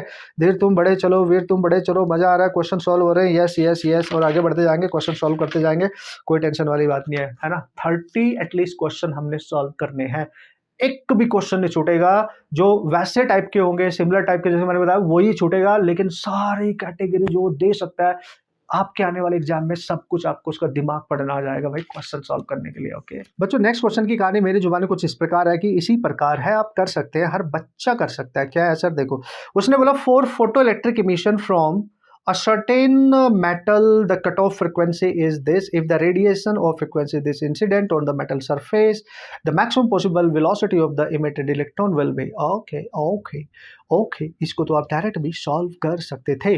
देखो भाई क्या बोला उसने कि photo emission from the certain metal, ठीक है, एक मेटल सरफेस है और इसकी कट ऑफ फ्रिक्वेंसी दे रखी है, यानी न्यू नॉट भी न्यू के इक्वली दे रखी है, ठीक है। If the radiation of frequency, और जो यहाँ पे रेडिएशन इंसिडेंट कर रही है उनकी जो फ्रिक्वेंसी है वो दे रखी है 2 टाइम्स ऑफ न्यू, यानी 2 न्यू दे रखी है, ये ध्यान रखना, डबल दे रखी है भाई। मैक्सिमम पॉसिबल वेलोसिटी पूछ रहा है यार, ये तो डायरेक्ट हो जाएगा भाई, यहाँ से ई निकल जाएगा, यहाँ से वर्क फंक्शन निकल जाएगा, और जो इलेक्ट्रॉन होगा उसकी मैक्सिमम काइनेटिक एनर्जी बस डायरेक्ट फॉर्मूले में अप्लाई कर दो यार। तो ई इक्वल टू आएगा 5 प्लस के मैक्स। ओके, सो ये आप क्या लिखोगे, एच न्यू यानी 2 न्यू, उसकी डबल है। वर्क फंक्शन को क्या लिखोगे, एच न्यू नॉट, और न्यू नॉट की वैल्यू कितनी है, न्यू के इक्वल है, आप देख लो। प्लस के मैक्स को क्या लिखोगे, हाफ एम वी मैक्स का स्क्वायर, बच्चों इसको इधर लेके आओ, तो 2 माइनस यानी एच न्यू बचेगा, हाफ एम वी मैक्स का स्क्वायर है बॉस, ठीक है। 2 इधर लेके जाओ तो 2h न्यू बाई एम आ जाएगा, और ये वी स्क्वायर मैक्स हो जाएगा, स्क्वायर स्क्वायर हटाओ, उस पर रूट आ जाएगा, मैंने डायरेक्ट कर दिया, आप देख लेना, ठीक है। ओके सर, छोटा सा प्यारा सा क्यूट सा क्वेश्चन था। Yes sir, yes sir, yes sir. चलते हैं हम आगे, क्या है कहानी, मजा आ रहा है कि नहीं? Yes yes yes. बस अपने हाथों से इसको सॉल्व जरूर करना है, ऐसे चेप मत लेना भाई, सॉल्व करते रहना तभी तुम स्ट्रॉन्ग बनोगे, ऐसे देख देख के नहीं बस हो गया हो गया हो गया, नहीं, जब तक सॉल्व नहीं करोगे, हाथों से लिखोगे ना, तब तक तुम्हें नहीं आएगा, ये समझो। मेरे को ही आएगा, मेरे को ही आता रहेगा जितनी बार मैं लिखूंगा। इट्स अ बेस्ट टेक्निक, अगर किसी भी टफेस्ट चीज को आप सीखना चाहते हो, उसकी मल्टीपल टाइम रिविजन नहीं, रिटन में प्रैक्टिस करो, रिटन में लिख लिख के उसको प्रैक्टिस करो, तब देखो आप कितने स्ट्रॉन्ग बन जाओगे। बच्चों नेक्स्ट क्वेश्चन की कहानी बहुत ही स्ट्रॉन्ग है, बढ़िया है, ठीक है, पढ़ते ही आप उड़ा सकते हो, लेकिन बेसिक कंसेप्ट आपको याद रखना पड़ेगा। उसने बोला source of light is placed at A distance of 50 centimetre from the photocell. एक फोटोसेल है, एक सोर्स ऑफ लाइट है, उससे दूर कहीं एक फोटोसेल, आप मान लो ये फोटोसेल है यहाँ पे, और यहाँ से एक सोर्स ऑफ लाइट है, आप ऐसे मान लो, मान ले यहाँ से एनर्जी आएगी और यहाँ तक पहुंचेगी। इन फोटोसेल और इस सोर्स के बीच में, ठीक है, एक डिस्टेंस है कि ये दूर दूर रखे हैं, मतलब टॉर्च से जो एनर्जी जा रही है, जो लाइट जा रही है, उस पर स्ट्राइक तो करेगी फोटोसेल पे, आप समझो, लेकिन इनके बीच में एक डिस्टेंस है ना। इनिशियल डिस्टेंस कितनी दे रखी है भाई, कुछ तो दे रखी होगी, दैट इज द 50 सेंटीमीटर, ये है 50 सेंटीमीटर इनके बीच की डिस्टेंस, ठीक है sir. Okay okay, if the stopping potential is found to be V naught, जो स्टॉपिंग पोटेंशियल है अगर वो वी नॉट है, स्टॉपिंग पोटेंशियल मतलब जो इलेक्ट्रॉन्स वहां से इजेक्ट होंगे उनको, उनके फ्लो को स्टॉप करने वाला पोटेंशियल, ठीक है। If the distance between them the source and the photocell is made 25, अगर उसको कम कर दे, को पहले 50 थी अब 25 कर दे, नई डिस्टेंस को डिक्रीज कर रहे हैं, distance decreases between source and photocell, right, इसको घटा दे, द न्यू स्टॉपिंग पोटेंशियल। भाई एक बात बताओ आपको, स्टॉपिंग पोटेंशियल पे कोई फर्क नहीं पड़ता, यानी जो स्टॉपिंग पोटेंशियल होगा वो सेम रहेगा, इट विल रिमेन सेम, क्योंकि stopping potential flow of electrons को, जो फोटो इलेक्ट्रॉन्स है, उनको रोकने का काम करता है, और ये तभी चेंज हो सकता है जब जो इंसिडेंट रेडिएशन है इसकी फ्रीक्वेंसी चेंज होगी, फ्रीक्वेंसी समझो आप, जब तक फ्रीक्वेंसी नहीं चेंज करोगे तब तक स्टॉपिंग पोटेंशियल चेंज नहीं होगा। It does not depend upon the distance between the source and the photocell, उससे कोई फर्क नहीं पड़ता, ये याद रख लेना, तो इट विल रिमेन सेम, धोखे में मत रहना, समझ गए होंगे। तो वी नोट पहले था, वी नोट अभी भी रहेगा, इसको कोई फर्क नहीं पड़ता आप उनको पास लेके जा रहे हो कि दूर लेके जा रहे हो, ठीक है। चलते हैं नेक्स्ट क्वेश्चन की तरफ। ओके, बेस्ट क्वेश्चन है भाई, नेक्स्ट बेस्ट क्वेश्चन, बहुत चांस है आपके एग्जाम में आने के। फॉर्मूला बताऊंगा, आई मीन कॉन्सेप्ट भी बताऊंगा, और आपको डायरेक्ट ट्रिक भी बताऊंगा सॉल्व करने की, पढ़ लो, पढ़ते ही समझ में आ जाएगा क्या है, ठीक है। उसने बोला 2 radiation of photons energy 1 electron volt and 2.5 electron volt successively illuminate the photo sensitive metallic surface of work function.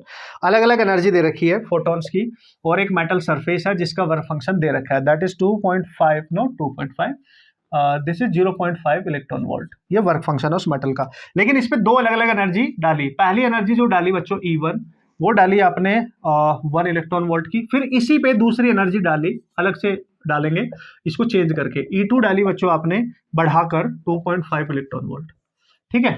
Work function तो सेम ही रहेगा ऑब्वियसली। तो यार जब ये एनर्जी अलग कर दोगे, ये अलग कर दोगे, तो उनकी इलेक्ट्रॉन की जो काइनेटिक एनर्जी होगी तो चेंज हो जाएगी ना भाई। तो वो पूछ रहा है कि what is the maximum speed ratio.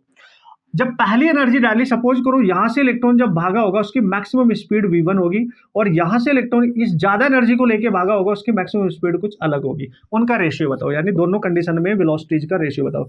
जब भी ऐसा क्वेश्चन आ जाए तो कॉन्सेप्ट तो आपको क्लियर दिख रहा है कि E equal to 5 plus K max लिखना है, और E की जगह कितना दे रखा है 1, पहले कॉन्सेप्ट बता रहा हूं भाई 1, वर्क फंक्शन 0.5, ये क्या है भाई हाफ एम v1 का स्क्वायर, v1 मतलब मैक्स मान के चल रहे हो, इसको इधर लेके आओ सॉल्व कर लो। फिर दूसरी कंडीशन क्या है भाई, दूसरी पे 2.5, ये सेम रहेगा, plus half M v2 square, इसको इधर ले आओ, v2 आ जाएगा, सॉल्व कर लो, कैंसिल करके रेशियो आ जाएगा। दिस इज द एक्चुअल वे, इससे भी हो जाएगा। कॉन्सेप्ट है भाई, ये तो हमेशा हर बच्चे को आना चाहिए, फर्स्ट प्रायोरिटी यही। लेकिन अगर इस टाइप का क्वेश्चन आप ध्यान से समझो, करो बच्चों, ध्यान से समझ के करेंगे अगर आप, तो आप देखो जब इसको आप सॉल्व कर रहे होंगे तो v1 का स्क्वायर है, जब यहां से कुछ भी आएगा उसका रूट लेना पड़ेगा, लेना पड़ेगा, बिल्कुल सर रूट तो लेना पड़ेगा, या इसको डिवाइड करके एम हाफ m2 m2 ये सब कुछ कैंसिल हो जाएगा। तो बेस्ट टेक्निक एक तो हो गया कॉन्सेप्ट की है, सॉल्व करके दिखाऊं क्या यार? देखो इसको इधर ले 1 माइनस 0.5 तो यहाँ 0.5 बचेगा, यहाँ 2 बचेगा, तो डिवाइड कर दो इन दोनों इक्वेशन को, तो half M V one square आएगा और यहाँ पे भी half M V two square आएगा, ये पूरा कैंसिल कैंसिल। पॉइंट ये 5/20 कर लोगे क्योंकि पॉइंट हटाओगे, और v1/v2 का क्या करोगे, स्क्वायर करोगे, तो यहाँ पे 4 आएगा, देखो 1/4 और स्क्वायर हटाओगे तो रूट लगेगा, यानी v1/v2 आ जाएगा अंडर रूट में 1/4 and that is 1/2। So 1:2 is the correct answer according to the concept. लेकिन what is the trick, this is the concept, equation का खेल है ना भाई, सारा आइंस्टाइन इक्वेशन धुआंधार इक्वेशन है बच्चों। ऐसा कभी भी क्वेश्चन आए कि एक एनर्जी, पहली एनर्जी गिवन हो, वर्क फंक्शन तो ऑब्वियसली सेम रहेगा, और उसकी वेलोसिटी क्या रेशियो पूछे, पहली एनर्जी पे वेलोसिटी v1 है और दूसरी एनर्जी गिवन हो, वर्क फंक्शन सेम ही रहेगा जो गिवन होगा, और उसका v2 का रेशियो पूछे, ध्यान से समझना। तो हम डायरेक्ट लिखेंगे v1/v2 होल अंडर रूट लगाएंगे, होल अंडर रूट लगाएंगे, जो पहली एनर्जी है उसमें से वर्क फंक्शन घटाएंगे, जो दूसरी है उसमें से वर्क फंक्शन घटाएंगे, वैल्यू पुट कर देंगे, सॉल्यूशन हो जाएगा फास्ट तरीके से। इससे भी फास्ट टेक्निक, अगर ये फॉर्मूला भी लिखना मैंने बुक में भी लिखी थी, ठीक है, देखो पहले यहां से सॉल्व करो।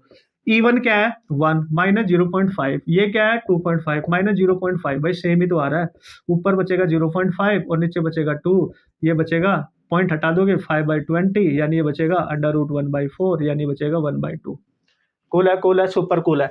अब जो बुक में मैंने लिखा था, देखो अगर v1 v2 इस कंडीशन में कभी भी निकालना है तो पहले होल रूट लगाना है, ठीक है सर, लगा दिया सर होल रूट। वैसे इसमें एनर्जी दे रखी है, अगर फ्रीक्वेंसी होती तो मैं आपको डायरेक्ट बता सकता था, तो इसको आपको करने की यहाँ पे जरूरत नहीं पड़ेगी, यही है, यही याद रखना है। तो दिस इज योर ट्रिक, ठीक है, अगर वो एनर्जी ना देके फ्रीक्वेंसी वगैरह देगा तब और भी आसान कर लेंगे उसको, डोंट वरी। तो भाई जैसे तुम्हारा मन करे वैसे करना, मैंने ट्रिक भी बता दी। ट्रिक क्या है, मतलब इसका फॉर्मूला है तो ट्रिक ही बन जाती है एक तरीके का, डायरेक्ट बच्चों को याद है तो उसका समय बचेगा, उसी को ट्रिक कहते हैं कि आप कितने फास्टेस्ट तरीके से क्वेश्चन को कर सकते हैं।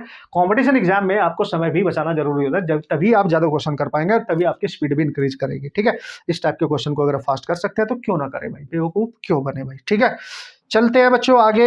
ओके सर, मजा आ रहा है, ये तो मजा आ जाएगा, सारे क्वेश्चन हम इस तरीके से उड़ा डालेंगे। चलो भाई पढ़ लो बच्चों, क्या है क्वेश्चन, मेरी जुबानी और आपकी कहानी। आपकी कहानी चल रही है फिलहाल तो भाई, लोग स्ट्रॉन्ग बनना है ना फिजिक्स में भाई, और क्वेश्चन सॉल्व करने सीखने आना। कितना भी एवरेज, कितना भी वीक बच्चा है, उसको लग रहा है मेरा मिनिमम इतना स्कोर आ जाए, 100 के ड्रीम देखते हैं बच्चे फिजिक्स में, भाई तुम उससे ज्यादा देखो, 130 140 150 तक देखो, जाओ इतना देखोगे तब 120 तक आ जाएगा। इसको फॉलो करो, प्रैक्टिस करो, बस प्रैक्टिस करो, सबसे बेस्ट तरीका होता है। कॉन्सेप्ट सीखा, फॉर्मूला सीखा, सर से पढ़ लिया, किसी भी सर से पढ़ लिया, भाई उसको प्रैक्टिस तो तुम्हें ही करना पड़ेगा, तभी तुम्हारे को आएगा। लौड़ो, प्रैक्टिस करो, लिख के करो, जितनी कॉपियां भर सकते हो just before your entrance examination भर डालो, रफ जितने नोट्स नोटबुक आपके पास है उनको भर डालो, है ना, उतना परफेक्शन आपके अंदर आएगा, सीक्रेट बता रहा हूं भाई। Okay, in photo electric emission process from a metal of work function, इतना वर्क फंक्शन दे दिया भाई आपको, ये तो आसान है यार, मेरे को आसान ही लग रहा है, देख लो वर्क फंक्शन भी दे दिया। ओके, काइनेटिक एनर्जी भी मोस्ट एनर्जी इलेक्ट्रॉन की दे दी है, यानी मोस्ट एनर्जी मतलब मैक्सिमम पॉसिबल काइनेटिक एनर्जी उसकी इतनी दे दी है, सब कुछ तो दे दिया है। करो स्टॉपिंग पोटेंशियल निकालो, ये तो खतरनाक है, stopping potential, kinetic energy maximum दे रखी इलेक्ट्रॉन वोल्ट में, तो स्टॉपिंग पोटेंशियल तो के मैक्स के इलेक्ट्रॉन वोल्ट में इक्वल होता है ना, ये तो सेम ही रहेगा भाई, 0.5 सॉल्व करने की जरूरत नहीं, तुम्हें धोखा दिया जा रहा था, तुम्हें फंसाया जा रहा था, yes, stopping potential is always equal to the K max in electron volt, cool, super cool, इतना वोल्ट होगा, इलेक्ट्रॉन वोल्ट नहीं, इतना वोल्ट होगा, समझ गए, बस यही होगा, सेम, कुछ नहीं करना, धोखे में मत रहना। अच्छा क्वेश्चन होता है ऐसा फंसाने के लिए, ट्रिकी है ना, ट्रिकी बोल सकते हो आप इसको, ठीक है भाई। पहले तो देखना होगा कि क्या है भाई क्वेश्चन, कैसे करेंगे। देखो, the threshold frequency for a photo sensitive metal, threshold frequency दे दी भाई, न्यू नॉट, तो what is that, 3.3 10⁻⁴ hertz, threshold frequency से आपको वर्क फंक्शन मिल जाएगा। और किस में लेंगे भाई वर्क फंक्शन हम, यस, इलेक्ट्रॉन वोल्ट में उसको कन्वर्ट कर सकते हैं। Done done done done done done done done. उसने बोला लाइट ऑफ फ्रीक्वेंसी इतनी, incident on metal surface, cut off voltage बता दो। कट ऑफ वोल्टेज मतलब स्टॉपिंग पोटेंशियल, अगर बच्चों स्टॉपिंग पोटेंशियल निकालना है तो वो तो तभी होगा, स्टॉपिंग पोटेंशियल तो के मैक्स के इक्वल होता है इन इलेक्ट्रॉन वोल्ट, तो जो भी क्वेश्चन में आप लिखोगे वो इलेक्ट्रॉन वोल्ट में ही लिखना पड़ेगा, मतलब E equal to 5 plus K max जो है इसको इलेक्ट्रॉन वोल्ट में लिखना पड़ेगा, यानी E भी इलेक्ट्रॉन वोल्ट में चाहिए, 5 भी इलेक्ट्रॉन वोल्ट में चाहिए, और तब हम के मैक्स को VS लिख पाएंगे, और VS आपका डायरेक्ट आ जाएगा बच्चों E इन इलेक्ट्रॉन वोल्ट और 5 इन इलेक्ट्रॉन वोल्ट। तो अगर ये क्वेश्चन आपको सॉल्व करना है भाई लोग तो आप देख लो, ये है कहानी, ये है कहानी, मेरी जुबानी, कैसे आप सॉल्व कर सकते हो। अब देखो, अब आपको इंसिडेंट रेडिएशन की एनर्जी चाहिए और इसकी एनर्जी देखो यही से निकालो। तो चूंकि इसकी फ्रिक्वेंसी दे रखी है तो फाई नॉट आपको पता है इलेक्ट्रॉन वोल्ट में अगर निकालना है और फाई नॉट गिवन हो तो 4.14 इंटू 10⁻⁻15 इंटू न्यू नॉट बताया था ना मैंने। आंसर यहाँ से इलेक्ट्रॉन वोल्ट में आएगा, अदरवाइज h/e करना पड़ेगा। समझ गए, समझ गए, यस यस यस सर। तो भाई ये आपको यहाँ पे समझना पड़ेगा। हाँ हाँ हाँ, बस पुट करो, देखो 4.14 इंटू 10⁻⁻15 इंटू भाई कितनी है 3.3 इंटू 10⁻14। सॉल्व करो, थोड़ा सा सॉल्व करो, देखो कितना आसान हो गया। अदरवाइज आपको एच और ई लेना पड़ता, उसको सॉल्व करना पड़ता, बहुत घनी दिक्कत हो जाती है ना भाई। तो देखो इसको डायरेक्ट मल्टीप्लाई करोगे जब इसमें, तो इसको लगभग लगभग 4 मान के करो, ये पॉइंट हटा दो, ऐसी सिचुएशन में कर लिया करो, आपका आंसर तब भी मिलेगा। 4 इंटू 3 यानी 12, 12 13 यानी 0.2, ये -15 है तो 10⁻+14 है, -1 बचेगा, इससे भी डिवाइड 1.32 बचेगा। बच्चों ये इलेक्ट्रॉन वोल्ट आ गया लगभग लगभग आपका फोटो, ये आपका वर्क फंक्शन इतना आ रहा, देखो है ना, इतनी कैलकुलेशन। देखो मैंने रिड्यूस कर दिया जो डेटा बता रखा है उसके अकॉर्डिंग, वरना सोचो जिस बच्चों को नहीं पता एच और ई का ये रिलेशन, वो तो भाई एच भी पुट करेगा, ए भी उसका तेल निकल जाएगा क्वेश्चन करते करते, आप समझो भाई। वैसे ही ई निकाल लो बच्चों पहले, तो ई कैसे निकालेंगे सर, उसकी क्या कुछ दे रखी है वैल्यूज, पढ़ तो ले भाई। हाँ उसकी भी फ्रिक्वेंसी दे रखी है इंसिडेंट, तो अगेन सेम, तो यहाँ लिखेंगे एच न्यू और बाई ई, तो इसकी वैल्यू फिर से 4.14 10⁻⁻15 और ये दे रखा है बच्चों 8.2 10⁻14। तो 8.2 की इसमें मल्टीप्लाई करेंगे, तो अगर मैं आपको ध्यान से दूं उसको 8 मान के करो, 8 इंटू 4 करो उसको 4 मान के, तो 32 आएगा और ये 10⁻⁻, यहाँ पे 1 बचेगा, यानी 3.2 इलेक्ट्रॉन वोल्ट। देखो तो आपको ना मैच कर जाएगा, आप टेंशन मत लो। अब यहां पुट करो, देखो Vs 3.2 माइनस ये कितना आया था 1.32, ठीक है, तो ये 1.32 है, तो ये लगभग लगभग अगर देखो इसको अप्रोक्सीमेट आपको मान के चल रहे थे आप, तो लगभग लगभग 2 पॉइंट समथिंग इलेक्ट्रॉन वोल्ट के आसपास आएगा। तो इसी में से ऑप्शन देख लेना है। तो भाई 2 वोल्ट यहाँ पे दे रखा है, sorry not electron volt, volt बचेगा क्योंकि ये स्टॉपिंग पोटेंशियल है वोल्ट, तो ये बचेगा क्योंकि हमने यहाँ अप्रोक्सीमेशन माना है। ऑप्शन चेक कर लेना, उसी से आपको आइडिया लग जाएगा। देखो मैं अगर इसको 3 मान लूं, इसको 1 मान लूं, क्योंकि ये भी अप्रोक्सीमेट करके निकाला है ये भी, तो इसी के आसपास आंसर आएगा। 3.2 1.3 अगर आपने ले भी लिया तो ये 9 बचेगा और ये 1.9 इसी के अप्रोक्सीमेट। तो भाई आप आराम से कर सकते हो, और खतरनाक सी कैलकुलेशन पॉइंट वाली आपकी हट गई। ये दिमाग आपको खुद लगाना पड़ेगा, स्मार्टनेस दिखानी पड़ेगी, एंड यही कमाल होता है भाई जब आप रिवीजन करते हो टीचर के साथ इस तरीके से, बेस्ट तभी आपका दिमाग खुलता है, ठीक है। अदरवाइज लेंदी है ये, डिफिकल्ट नहीं है, कॉन्सेप्ट पता है हर बच्चे को, लेकिन लेंदी है ये कैलकुलेशन में। अगर ये ना पता हो, कितना रिडक्शन मैंने कर दिया आपकी कैलकुलेशन में, h/e ना पता होता तो वहीं पे हम फंस गए थे। फिर यहाँ पे तो चलो बहुत ही दूर की बात है, ठीक है, जस्ट इमेजिन, घर पे करके देखना पता चलेगा। बच्चों नेक्स्ट क्वेश्चन की बात कर ली जाए, उसने बोला number of photo electrons emitted for a light of a frequency nu higher than the threshold frequency. मतलब उसने बोला है कि एक लाइट है जो इंसिडेंट कर रही होगी और उसकी जो फ्रीक्वेंसी वो ग्रेटर है थ्रेशोल्ड से, तो ये तो भाई पीईई वाली कंडीशन है, यानी फोटो इलेक्ट्रिक एमिशन वहां पक्का होगा, ये तो क्लियर है। अब जब ये लाइट किसी मेटल सरफेस पे स्ट्राइक करेगी तो वहां से नंबर ऑफ इलेक्ट्रॉन्स निकलेंगे भाई, बिल्कुल निकलेंगे। तो वो बोल रहा है कि जो नंबर ऑफ फोटो इलेक्ट्रॉन्स है वो किसके प्रोपोर्शनल होंगे, मतलब नंबर ऑफ फोटो इलेक्ट्रॉन्स, यानी यहां से निकलने वाले कितने नंबर ऑफ फोटो इलेक्ट्रॉन निकलेंगे वो किस पे डिपेंड करेंगे, क्या इंसिडेंट लाइट की फ्रीक्वेंसी पे या इंटेंसिटी पे। भाई मैं एक चीज बता दूं, जितने ज्यादा इलेक्ट्रॉन्स निकलेंगे उतनी ज्यादा करंट बनेगी, और जितनी ज्यादा करंट बनेगी मतलब वो इंटेंसिटी के डायरेक्टली प्रोपोर्शनल होंगे, क्योंकि नंबर ऑफ फोटोन्स जो है वो इंटेंसिटी के ही डायरेक्टली प्रोपोर्शनल होंगे, नॉट फ्रीक्वेंसी। फ्रीक्वेंसी के बदलने से तो उनकी काइनेटिक एनर्जी चेंज होगी, स्टॉपिंग पोटेंशियल चेंज होगा, है ना। फोटोन्स का नंबर अगर आप इसमें देख रहे हो तो वो लाइट की इंटेंसिटी से ही बढ़ेंगे। तो ये बहुत इंपॉर्टेंट है, बेसिक है, लेकिन समझ में आना चाहिए, मैंने शुरू में बताया भी था आपको, ठीक है। सो नंबर ऑफ फोटोन जितने ज्यादा निकलेंगे उनमें से जितने ज्यादा सेकंड प्लेट पे पहुंचेंगे वहां पे उतना सर्किट, जितने इलेक्ट्रॉन पहुंचेंगे उतनी करंट बन जाएगी, ठीक है। लेकिन इंटेंसिटी को इंक्रीज करने से फोटो इलेक्ट्रॉन्स इंक्रीज होंगे, ना कि फ्रीक्वेंसी के। तो ये करेक्ट है, इंटेंसिटी ऑफ लाइट पे डिपेंड करेंगे, डायरेक्टली प्रोपोर्शनल। नेक्स्ट क्वेश्चन की तरफ, ग्राफ का क्वेश्चन है, आराम से आप कर सकते हैं, बढ़िया क्वेश्चन है, मतलब इसकी शक्ल देख के बच्चे डरेंगे लेकिन बहुत आसान है, आपको मैंने ग्राफ बता दिया है तो आप अंडरस्टैंड कर सकते हैं, ओके। बच्चों नेक्स्ट क्वेश्चन जो मेरे को दिख रहा है वो है there is a figure that is the photo current versus anode potential for a photo sensitive surface. यानी एक ग्राफ दे रखा है, एनोड पोटेंशियल है, इधर जो है एनोड पोटेंशियल है बच्चों, ऑब्वियसली आप सब समझ गए होंगे, और इधर रिटार्डिंग है, दिस इज रिटार्डिंग, पोटेंशियल, मतलब ये नेगेटिव में रहता है, आप समझ रहे हो, इससे इधर पॉजिटिव में, और ये फोटो करंट है यहाँ पे। तो एक ग्राफ दे रखा है आपको, एक ग्राफ कुछ इस तरीके से दे रखा है, ठीक है, कुछ तरीके से ग्राफ दे रखा है, यस, एक ग्राफ ये पहला, फिर एक ग्राफ यहाँ से स्टार्ट होता है बच्चों, और वो यहाँ ही एक ही पॉइंट पे कट कर रहा है। एक पॉइंट पे कट कब करेगा? जब उनकी इंटेंसिटी अलग होगी, स्टॉपिंग पोटेंशियल उनका सेम होगा, सेम सेम सेम, ये तभी करेंगे, ठीक है। मतलब ये पहला ग्राफ है और ये दूसरा ग्राफ है, इन दोनों की इंटेंसिटी अलग है, करंट अलग है, देख लो, ये यहाँ पे कट कर रहा है, यहाँ पे इसकी करंट अलग है, लेकिन जो दूसरा ग्राफ है वो यहीं से पास होके आ रहा है पीछे से, लेकिन वो अलग पॉइंट पे कट कर रहा है, ठीक है। आप देख लो, दोनों को ध्यान से समझो, यानी ये ग्राफ इनसे अलग है, यानी ये तभी पॉसिबल होता है जब आप फ्रीक्वेंसी को चेंज करते हो। अब उसने बोला है इस ग्राफ के रिगार्डिंग कौन कौन से कर्व किस कंडीशन को रिप्रेजेंट कर रहे हैं। उसने बोला जो पहला ग्राफ है और दूसरा ग्राफ है वो रिप्रेजेंट कर रहे हैं incident radiation of same frequency but of different intensity. भाई यही सही हो गया, बिल्कुल करेक्ट है। यानी पहला और दूसरा जो ग्राफ है एक ही पॉइंट पे कट कर रहा है, तभी पॉसिबल होगा जब उनकी फ्रीक्वेंसी सेम होगी, यानी कांस्टेंट होगी, और इंटेंसिटी दोनों की अलग अलग होगी, इंटेंसिटी दोनों की अलग अलग होगी। आप देख सकते हो, इंटेंसिटी अलग होनी चाहिए, फ्रीक्वेंसी सेम होनी चाहिए, तभी वो दोनों ग्राफ एक ही पॉइंट पे कट करेंगे, उनका पोटेंशियल सेम तभी होगा जब फ्रीक्वेंसी सेम होगी। यही करेक्ट है। अगर इससे आगे आप जाओगे 2 और 3, 2 की फ्रीक्वेंसी अलग है 3, क्योंकि वो दोनों सेम पॉइंट पे कट नहीं कर रहे। देखो 2 यहाँ पे है, 3 है, इनकी फ्रीक्वेंसी अलग अलग है। सेकंड में पूछा है they are represent incident radiation different frequencies and different intensities. Different intensities नहीं है, अगर केवल बोल रहा है डिफरेंट फ्रीक्वेंसीज, वो सही है। देखो इसकी फ्रीक्वेंसी अलग है, ये अलग पॉइंट पे कट कर रहा है, ये अलग, लेकिन ये एक ही पॉइंट से पास हो रहे हैं, तो इनकी इंटेंसिटी सेम होनी चाहिए थी। उसने बोला इंटेंसिटी भी अलग है, फ्रीक्वेंसी भी, ये गलत हो गया, ठीक है। सी ऑप्शन पे जाओगे, 2 और 3 represent incident radiation same frequency having same intensity.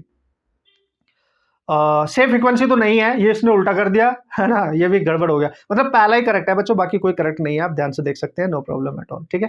Very very important, basic है लेकिन अच्छा है। नेक्स्ट क्वेश्चन, हालांकि मैंने जब मैंने आपको पढ़ाया था फोटोन और डी ब्रोगली, यानी इसका पहला डुअल नेचर का पहला लेक्चर, डी ब्रोगली वेवलेंथ और फोटोन, वहां पे लास्ट क्वेश्चन मैंने इस कॉन्सेप्ट पे डिस्कस किया था, लेकिन यहाँ पे भी कर रहा हूँ, चलो कर लेता हूँ तो आपको और इंसाइट मिल जाएगा और बेहतरीन तरीके से, ठीक है।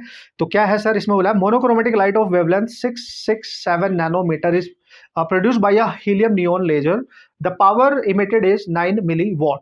यानी जो पावर दे रखी है इस केस में वो 9 मिलीवॉट, और मिली का मतलब 10⁻⁹ और मोनोक्रोमेटिक जो लाइट है वेवलेंथ जो प्रोड्यूस की जा रही है उसकी वेवलेंथ दे रखी है बच्चों 667 नैनोमीटर। तो इसको आप लिख सकते हैं 667 इंटू 10⁻⁹ मीटर, ये वेवलेंथ दे रखी है, ठीक है sir. Number of photons arriving per second on the average at a target irradiated by this beam. Number of photons per second पूछ रहा है भाई, याद करो जब भी नंबर ऑफ फोटोन्स पूछे, फोटोन्स पर सेकंड, तो बच्चों मैंने बोला था जो गिवन पावर है डिवाइड में एनर्जी ऑफ फोटोन, इसी से करना है। बेस्ट समझो बात को, ठीक है। तो कैसे करेंगे सर, देखो अब ये पावर कितनी दे रखी है, देख लिख लो, ये दे रखी है 9 इंटू 10⁻⁻3। फोटोन्स की जो एनर्जी है उसको कैसे निकालोगे, अगर वेवलेंथ दे रखी है SC बाई लैम्डा से निकालेंगे सर। और आप सबको पता है बच्चों HC की वैल्यू देखो, अदरवाइज अलग अलग पुट करना पड़ेगा, तेल निकल जाएगा। HC की वैल्यू हर बच्चों को डायरेक्ट पता है 198 इंटू 10⁻27 और बाई लैम्डा 667 इंटू 10⁻⁹। लेकिन अगर इसको और आसान आपको बनाना है बच्चों, मैं आपको बता दूं, तो ये जो वैल्यू है इसको आप 200 मान के सॉल्व करो और आसान हो जाएगा, नियर बाई आंसर आपको 100% मिल जाएगा। यानी अगर आप ध्यान से देखोगे, ध्यान से, अगर मैं यहाँ HC बाई लैम्डा लिख रहा हूँ, एज इट इज लिख रहा हूँ, तो ये लैम्डा ऊपर लेके जाओ पहले आप, तो आपके लिए ज्यादा मजा आएगा। तो यहाँ पे लैम्डा ऊपर ले गए और नीचे HC बचा, HC मतलब ये वाली वैल्यू, उसको 200 मान रहा हूं मैं, इंटू 10⁻⁻27, ठीक है। कमाल। अब इसको एज इट इज रखो, कुछ भी कैंसिल मत करो, देखो -3, लैम्डा की वैल्यू पुट करो 667, ठीक है, लैम्डा की वैल्यू यही है ना, और -9, क्योंकि इसको चेंज भी कर रहे हो आप, और डिवाइड में 200 इंटू 10⁻⁻27। पावर को अभी छोड़ दो थोड़ी देर के लिए, ठीक है। तो अगर आप ध्यान से देखेंगे गाइस, क्वेश्चन को सॉल्व करने की कोशिश करो अगर आप, तो देखो ये 2 से इसको कैंसिल करो और इसमें 9 से मल्टीप्लाई करके देखो कि आपका कोई ऐसा आंसर है जो आपको इसके नियर बाई मिल रहा है, मिल सकता है, आराम से आप क्वेश्चन को बना सकते हो, सॉल्व कर सकते हो। अगर मैंने लिया होता 198 तो थोड़ा सा आपको सॉल्व करने में दिक्कत होती, तो ये सॉल्व करने में दिक्कत नहीं होगी। देखो 9 से अगर इसमें मल्टीप्लाई कर दो तो कितना आएगा बच्चों, या इसको 2 से डिवाइड कर दो। देखो अगर मैं इसको, ये 9 है, 12 है, ये 12 इसको कैंसिल करेगा, तो यहाँ 9 बचा, 667 बचा, और यहाँ से 200 बचा, और नीचे ये 27 में से देखो, 27 में से 12 सब्ट्रैक्ट करो तो 5 बचेगा 15, और ये जाके ऊपर प्लस 15 हो जाएगा। और 2 जीरो हो रहे हैं, 2 जीरो से ये भी कैंसिल कर दो, तो 9 इंटू 667/2। देख लो आप, इतना आसान बनाना पड़ेगा आपको भाई, इसको 13 आ गया। अब बच्चों इसको जब और अच्छे से सॉल्व करेंगे, आप इसको भी कैंसिल करो, 3.5 इंटू 10⁻3। ये मान के करो कि भाई ये जो वैल्यू है 333 ही है, या 34 मान लो, चलो तो 9 इंटू 3 34 मान लो, इंटू 10⁻13। ठीक है भाई, इसका मल्टीप्लाई करो, 6 आएगा, 30 आएगा, 33 आएगा, इंटू 10⁻13। अब ऑप्शन चेक करो, ऐसा कोई ऑप्शन है क्या? सर यहाँ पे 13 ऑप्शन आ रहा है, बट 13 इसमें कुछ नहीं है, तो बच्चों यहाँ पे पॉइंट लगा दो, 3.306 लगा दो, 10⁻16 हो जाएगा, यानी 3 पॉइंट समथिंग आएगा, 10⁻16 होना चाहिए। और ये ऑप्शन ध्यान से देख लो, बिल्कुल करेक्ट है। और 3 वाले 2 ही ऑप्शन थे, एक 19 की पावर में, एक 16, तो 16 ही होगा ना, अप्रोक्सीमेट भी आप दिमाग लगा सकते हो। देखने में क्वेश्चन कितना छोटा है, लेकिन कैलकुलेशन वाइज कितना खोटा है, लेकिन और भी डिफिकल्ट बनता अगर बच्चे को एचएससी की वैल्यू डायरेक्ट ना पता होती। एच भी पुट करेगा, सी भी पुट करेगा, मल्टीप्लाई करेगा, ऐसी की तैसी हो जाएगी उसकी। ये समझ रहा है अपने एग्जाम में, और अप्रोक्सीमेशन लेके चलते हुए अप्रोक्सीमेट आंसर वहां पे देख लेना है। ये करना पड़ता है भाई, स्मार्टनेस कॉम्पिटिटिव एग्जाम्स है यार, इतना दिमाग, इतनी स्मार्टनेस हर बच्चे को लगानी पड़ती है, इसलिए घबराना नहीं है, टेक्निक सीखनी पड़ती है भाई लोग, और आपको ये टेक्निक सीखनी पड़ेगी। ठीक है बॉस? ठीक है सर, अब तो हम उड़ा डालेंगे। यस सर, आपको अब उड़ाना तो पड़ेगा ना बॉस, ऐसा तो हो नहीं सकता कि ना उड़ाओ, तो उड़ाना तो पड़ेगा। ओके बच्चों, नेक्स्ट क्वेश्चन क्या है उसकी कहानी जल्दी से देख लेते हैं। उड़ा डालेंगे, फोड़ डालेंगे। अब आप हैबिचुअल हो चुके हो, मैंने मान लिया है गाइस, ठीक है, इतने क्वेश्चन हम कर चुके हैं कि अब हमें पता है कि कौन सा कॉन्सेप्ट कहाँ पे कैसे कैसे अप्लाई होना है, और कैसे क्वेश्चन आएंगे, डेटा वेटा चेंज करेगा, क्वेश्चन में जितने भी कॉन्सेप्ट फॉर्मूला वो सब रिपीट हो रहे हैं, है ना। अब now you are smart, right, कि आप हैंडल कर सकते हैं हर क्वेश्चन को। ठीक है, अब कुछ क्वेश्चंस मैं आपको डू इट योरसेल्फ में डाल दूंगा, आपने सॉल्व करना है, बहुत जरूरी है भाई। ठीक है देखो, when photons of energy H nu falls on aluminium plate, work function दे दिया उसका, एक एल्यूमिनियम प्लेट आपको दे रखी है, इसका वर्क फंक्शन आपको दे रखा है बच्चों ई नोट के टर्म्स में दे रखा है। ठीक है, और इस पे जो लाइट इंसिडेंट कर रही है इनिशियली, वो लाइट दे रखी है आपको एच न्यू ठीक है, और जो यहाँ से इलेक्ट्रॉन इजेक्ट होंगे तो उनकी के इनिशियल दे रखी है, मैक्सिमम काइनेटिक एनर्जी के इक्वल। ठीक है sir, if the frequency of incident radiation is doubled, अगर इस फ्रीक्वेंसी को आप डबल कर दो, मेटल सरफेस सेम रहेगा, यानी वर्क फंक्शन आपका सेम रहेगा ई नॉट, और इसकी आने वाली जो एनर्जी है उसको आप, उसकी जो फ्रीक्वेंसी है वो डबल कर रहे हो, और उसकी जो एनर्जी दे रखी है वो दे रखी है मैक्सिमम, फ्रीक्वेंसी को डबल कर रहे हो अगर, ओके, तो H2 न्यू हो जाएगा, यानी 2 टाइम्स हो जाएगा। ठीक है, और यहाँ से जो इलेक्ट्रॉन भागेंगे उनके पास जो काइनेटिक एनर्जी होगी वो पूछ रहा है हमारे से कि बताओ maximum kinetic energy of the ejected photo electrons अब क्या होगी। तो 2 इक्वेशन बना लो। पहली इक्वेशन यहाँ से बनेगी E1, फाई नोट सेम रहेगा, और K1, तो E1 दे रखा है आपको H, और ये दे रखा है आपको E नोट, और ये दे रखा है आपको K। Cool cool cool, super cool. दूसरी इक्वेशन यहाँ से बन जाएगी बच्चों, ये दे रखा है 2 टाइम्स ऑफ एच न्यू, और वर्क फंक्शन सेम रहेगा यानी ई नॉट, और ये हो जाएगी कितनी निकालनी है। ठीक है भाई लोग, निकाल लो यार, इसमें तो कुछ है ही नहीं, यानी ई नोट को यहाँ से रिप्लेस करना है, आपका आंसर आ जाएगा। तो यहाँ से ई नोट को हटा दो, ई नोट को आप निकालोगे तो आएगा एच न्यू माइनस के, और उसकी वैल्यू उठा के यहाँ पुट कर दो, तो 2H nu equal to H nu minus K और प्लस K2, इन दोनों को इधर लेके आओ, तो ये इधर आएगा तो एच न्यू बचेगा, क्योंकि ये माइनस हो जाएगा, ये माइनस का प्लस, तो प्लस के हो जाएगा, यानी जो K2 आएगी वो इनिशियल काइनेटिक एनर्जी से एच न्यू के साथ मतलब ग्रेटर होगी। तो अगर आपसे पूछता फाइनल काइनेटिक एनर्जी ग्रेटर होगी, आप देखो this is your final answer, and आप ऑप्शन देख के आपको तुरंत मिल जाएगा, कोई दिक्कत कोई तकलीफ होगी नहीं बॉस। चलते आगे क्वेश्चन, मजा आएगा। देखो जितने भी क्वेश्चन है remaining all the questions are important, formula सब कुछ, आप सब कुछ पता है आपको कैसे कैसे हैंडल करोगे, मेरे से ज्यादा स्पीड में आप सॉल्व कर रहे होंगे, ऐसे मैं मान के चल रहा हूँ। ठीक है भाई लोग, नेक्स्ट क्वेश्चन बड़ा प्यारा सा क्यूट सा क्वेश्चन है, तो टेंशन नहीं लेने का। देखो उसने बोला momentum of photon of energy, energy photon की एनर्जी दे रखी है, फोटोन की जो एनर्जी है ना वो दे रखी है, that is 1 mega electron volt. तो इसका मोमेंटम पूछा है, कर लो बात। जब भी फोटोन का मोमेंटम पूछे और एनर्जी गिवन हो, तो हमें पता है E/c होता था, याद आई दोस्तों कहानी, याद आई? Yes sir. तो बस E क्या है, जूल में कन्वर्ट करना है, तो ये मेगा इलेक्ट्रॉन वोल्ट में है, तो 1 लिखो, और मेगा की मतलब 10⁻6, और इलेक्ट्रॉन वोल्ट का मतलब 1.6 इंटू 10⁻19, और C चूंकि स्पीड ऑफ लाइट आपकी मीटर पर सेकंड है, तो इसको भी हमने मीटर जूल में कन्वर्ट कर लिया, तो 1.6 इंटू 10⁻19। ठीक है भाई लोग वैसे एक बात देखी जाए ना, सॉरी माय मिस्टेक, ई की वैल्यू पुट कर दी मैंने, सी की वैल्यू 3 इंटू 10⁸ बस सॉल्व कर लो। तो देखो अगर ये प्लस में है, ये भी प्लस में है, तो ये 2 पावर यहाँ से कैंसिल होगी, 2 जो बचेगी ऊपर चली जाएंगी, 3 से इसको कैंसिल कर लो, ठीक है, 1.6/3 को, और ये 2 जो पावर जाएगी -21 हो जाएगा, ठीक है। एक पावर और ले जाओ यहाँ से, तो 16/3 हो जाएगा, इंटू 10⁻22 हो जाएगा।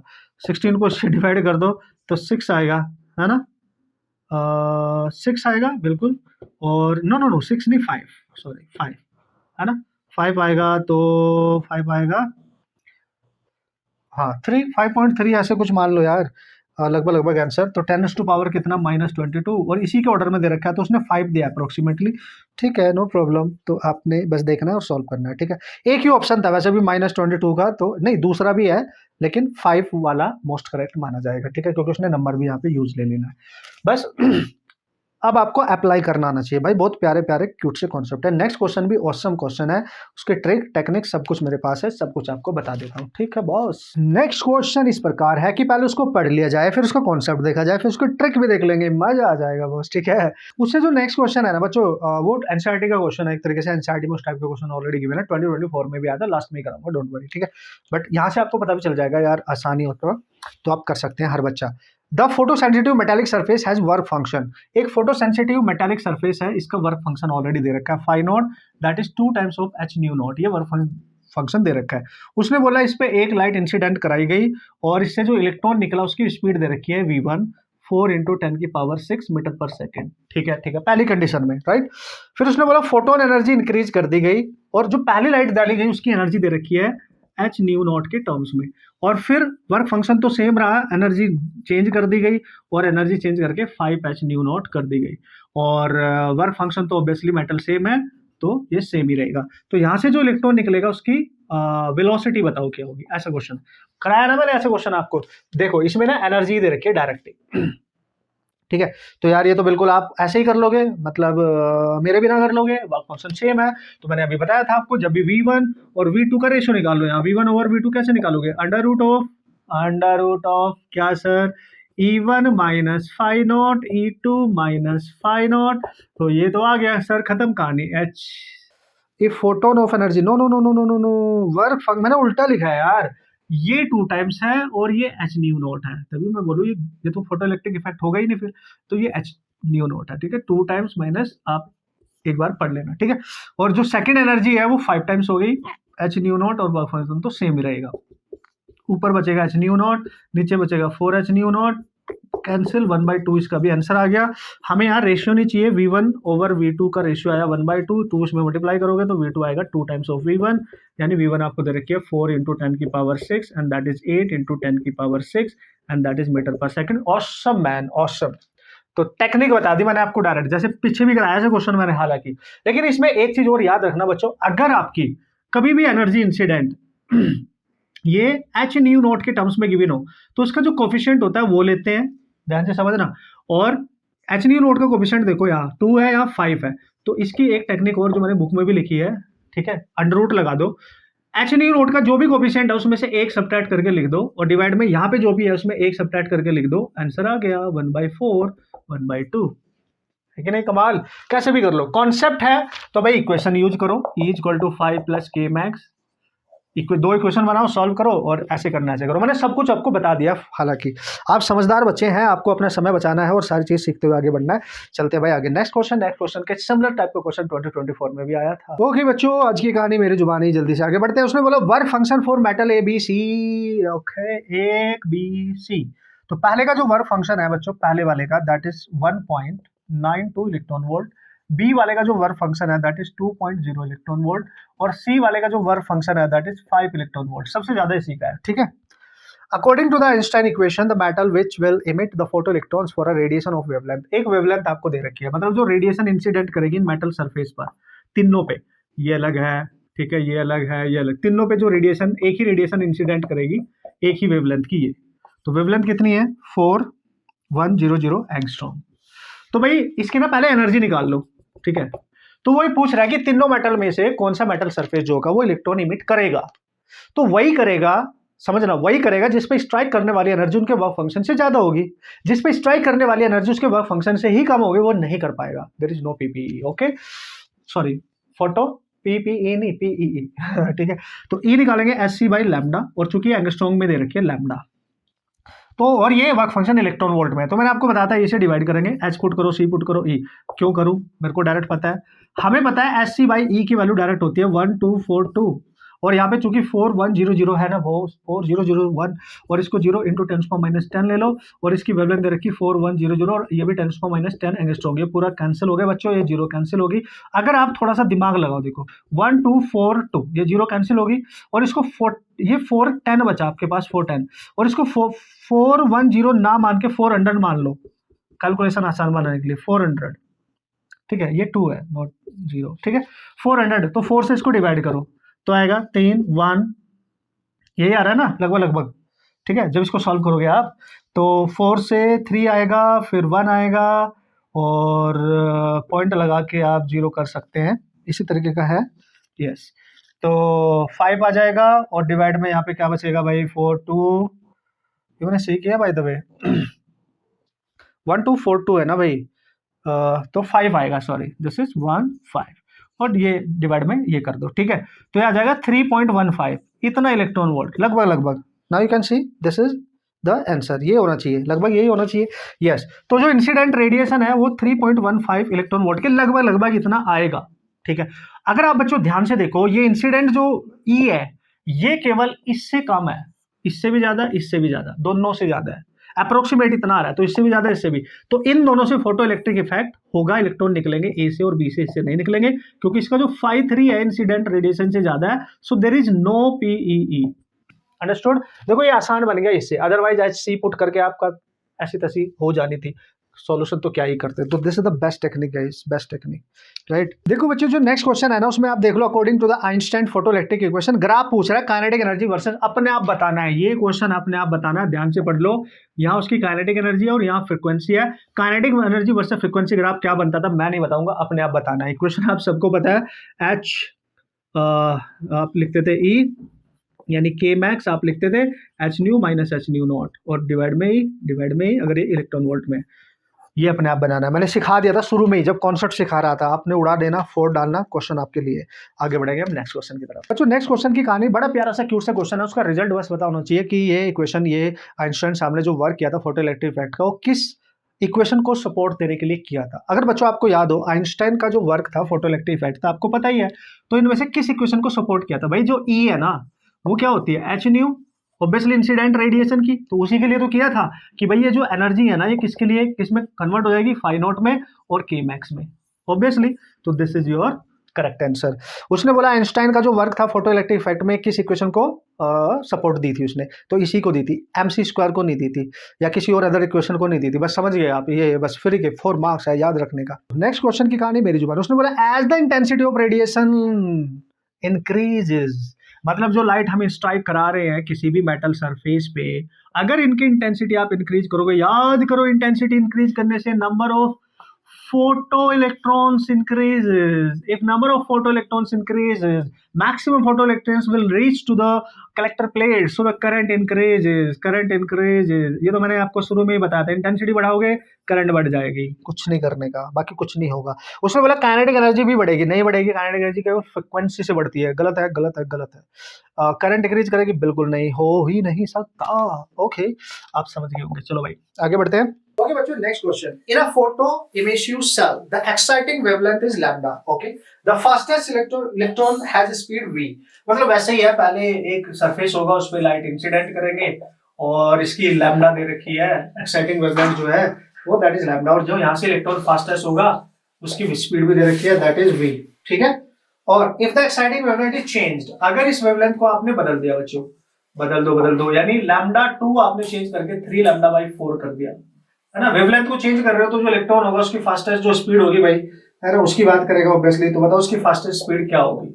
और इसमें जो ऑप्शन दिया है वो बड़े इंटरेस्टिंग है, और चूंकि आपका मेटल सेम रहेगा, वर्क फंक्शन सेम रहेगा, उसने बोला जो फास्टेस्ट इलेक्ट्रॉन की सेकंड केस में स्पीड होगी, क्या वो इक्वल टू होगी 3/4 की पावर 1/2 ऑफ v, यानी यहां से जो v2 आएगा क्या वो 3/4 यही है कि होल पावर 1/2 इंटू वी, और वी मतलब उसकी इनिशियल स्पीड, क्या ये होगा, या फिर इसको उल्टा कर दिया उसने 4/3 कर दिया, होल पावर 1/2 रखी, क्या ये होगा, या फिर उसने बोला जो V2 होगी क्या ये लेस देन होगी या ये ग्रेटर देन होगी, इसी से, किससे, यहाँ लिखा है 4/3 की होल पावर 1/2 वी, यहाँ लिखा है 4/3 की होल पावर 1/2 वी।